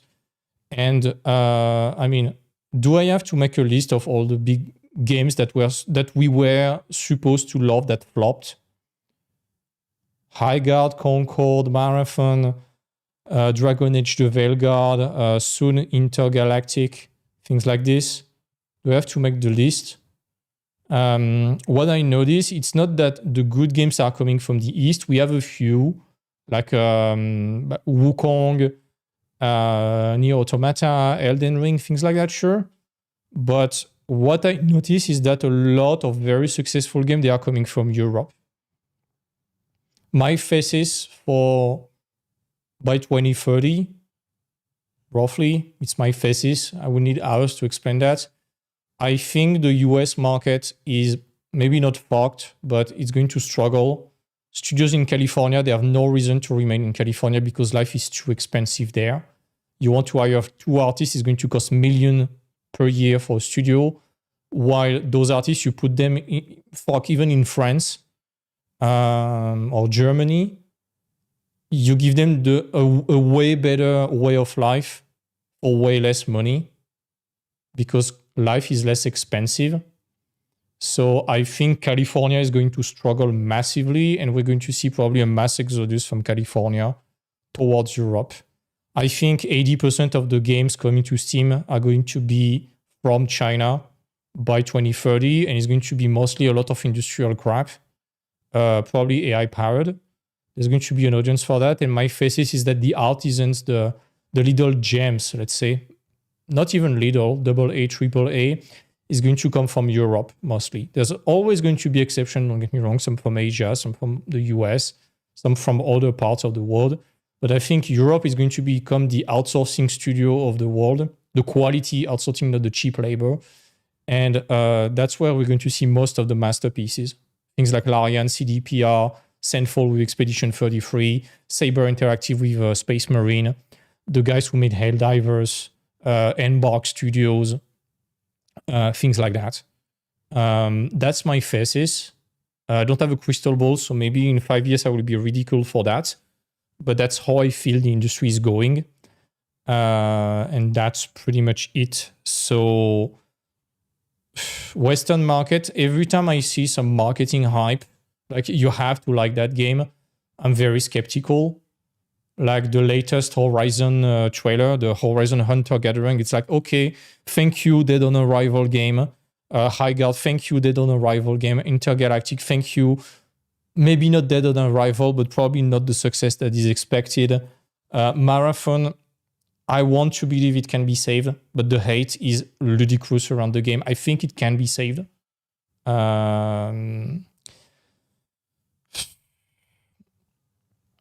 It's not really Western game becoming shit. It's probably old. The way I see the current market is that old paradigm are getting revoked and studios abiding by those old paradigm in the name of it has always been done like that and it worked in the past, so why shouldn't it work this way now, are going to struggle. I mean, just to quote two, Ubisoft and Bungie. They have not renewed themselves in years. And what was the solution of yesterday to make a lot of money is becoming the problem of today. And I'm pretty sure the studios, they are aware of the problems. It's just that it's like trying to turn a massive mega boat compared to a little sailboat, you know? The smaller you are, the more nimble you are, the more you can make a 180 degree. The bigger you are, the slower it is. Because making big games takes a lot of time, you know? So that's my little thesis. I think it feels good to be working in the industry in Europe at the moment more than in the US. Does that mean that the US is fucked? No, not at all. We have tons of proof of the contrary. I just think Europe is probably one of the best places at the moment. Just my opinion. What does it mean for artists in the West? No, you don't have to move. You just have to access freelance company and make great work and understand the market. And this is the subject of the next presentation, by the way. Can a concept artist work as an illustrator in the same project or like get asked to make illustration too? You might do a few key art that are going to be used in marketing, but a game project, they rarely need illustrator. Maybe just for marketing and that's it. That's it. I will have to go, folks. I hope you enjoyed the mentorship, not the session. Talk to you soon, folks. I will release some extra videos pretty soon, some testimonials from successful mentees, their stories, some breakdown, etc. So that's it. Enjoy, folks. Talk to you soon. Join the little workshop, please. Just to support the channel. Share it to people that might benefit it. If everyone brings just one person, we can really arrive at, let's say, 500 people. That would be fantastic. Feel free to share the link on LinkedIn and social, by the way. That's the best way you can help. And those interested in the preparatory module release, join on the 12th. It's going to be big. It's going to be the biggest release we've ever done. We're going to do feedback with you, feedback session with mentors from the mentorship. We're going to organize a contest with some good prizes for everyone entering the preparatory module. We're going to offer a lot of stuff to some random people who get it. It's going to be big. So you're going to like it. The preparatory module has grown big. Also, I have one last video to add. But it's the gift that keeps on giving. And what is good is whatever you pay, if you join the mentorship, is deduced then. And there is a little surprise coming not on the 12th, but a bit later. You know what? Let me just talk about it very quickly.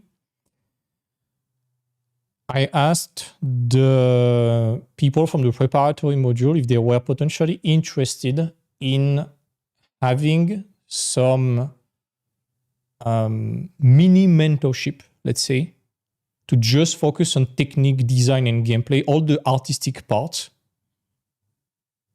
with the mentors from the mentorship. There's been a very positive demand. So we're going to... I'm currently building a little offer that is bridging the gap between the preparatory module and the mentorship, where we will do an exercise similar to the one in the preparatory module. So one full chapter from start to finish, 5 weeks of intensive feedback, 2 feedback sessions per week with some mentors from the mentorship to focus solely on technique, design, rendering. Because this is what is expected from the mentorship, and we don't really cover it. We level it up on the fly. Of course, a lot. You've seen the before and after.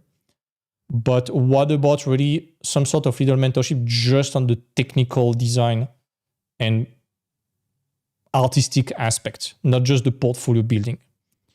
And yeah, we are building that. It's going to be affordable. And we are pretty confident that in 5 weeks, we can get a lot of the people we reviewed there from the way they are right now to mentorship ready and beyond. So that will be great. More about that in probably a month, once the contest and the preparatory module release is done. And I think it's going to interest a lot of people. And what we want to do is, because we want to bridge the gap between the preparatory module and the mentorship, is going to be a certain price. But the FT part of that is going to be discounted if you join the mentorship after. Discounted from the mentorship. This way, it's like a deposit. We are just covering what it takes to pay the crew to do the feedback, not even making profit on that. And it's just allowing us to get more people ready for the mentorship. And potentially test the water also. That's it. So it's not going to cannibalize the main one. It's not the same thing. Main one is about portfolio job acquisition. This one is really about the artistic part, but clearly not the job part. So do not expect you can skip the mentorship with that. It's more to close the gap fast for people who just are a bit far from the mentorship and want to close the gap faster. Let's see. Anyways, enough rambling. I have to go. I have an appointment in 13 minutes. Talk to you folks. See you. Bye.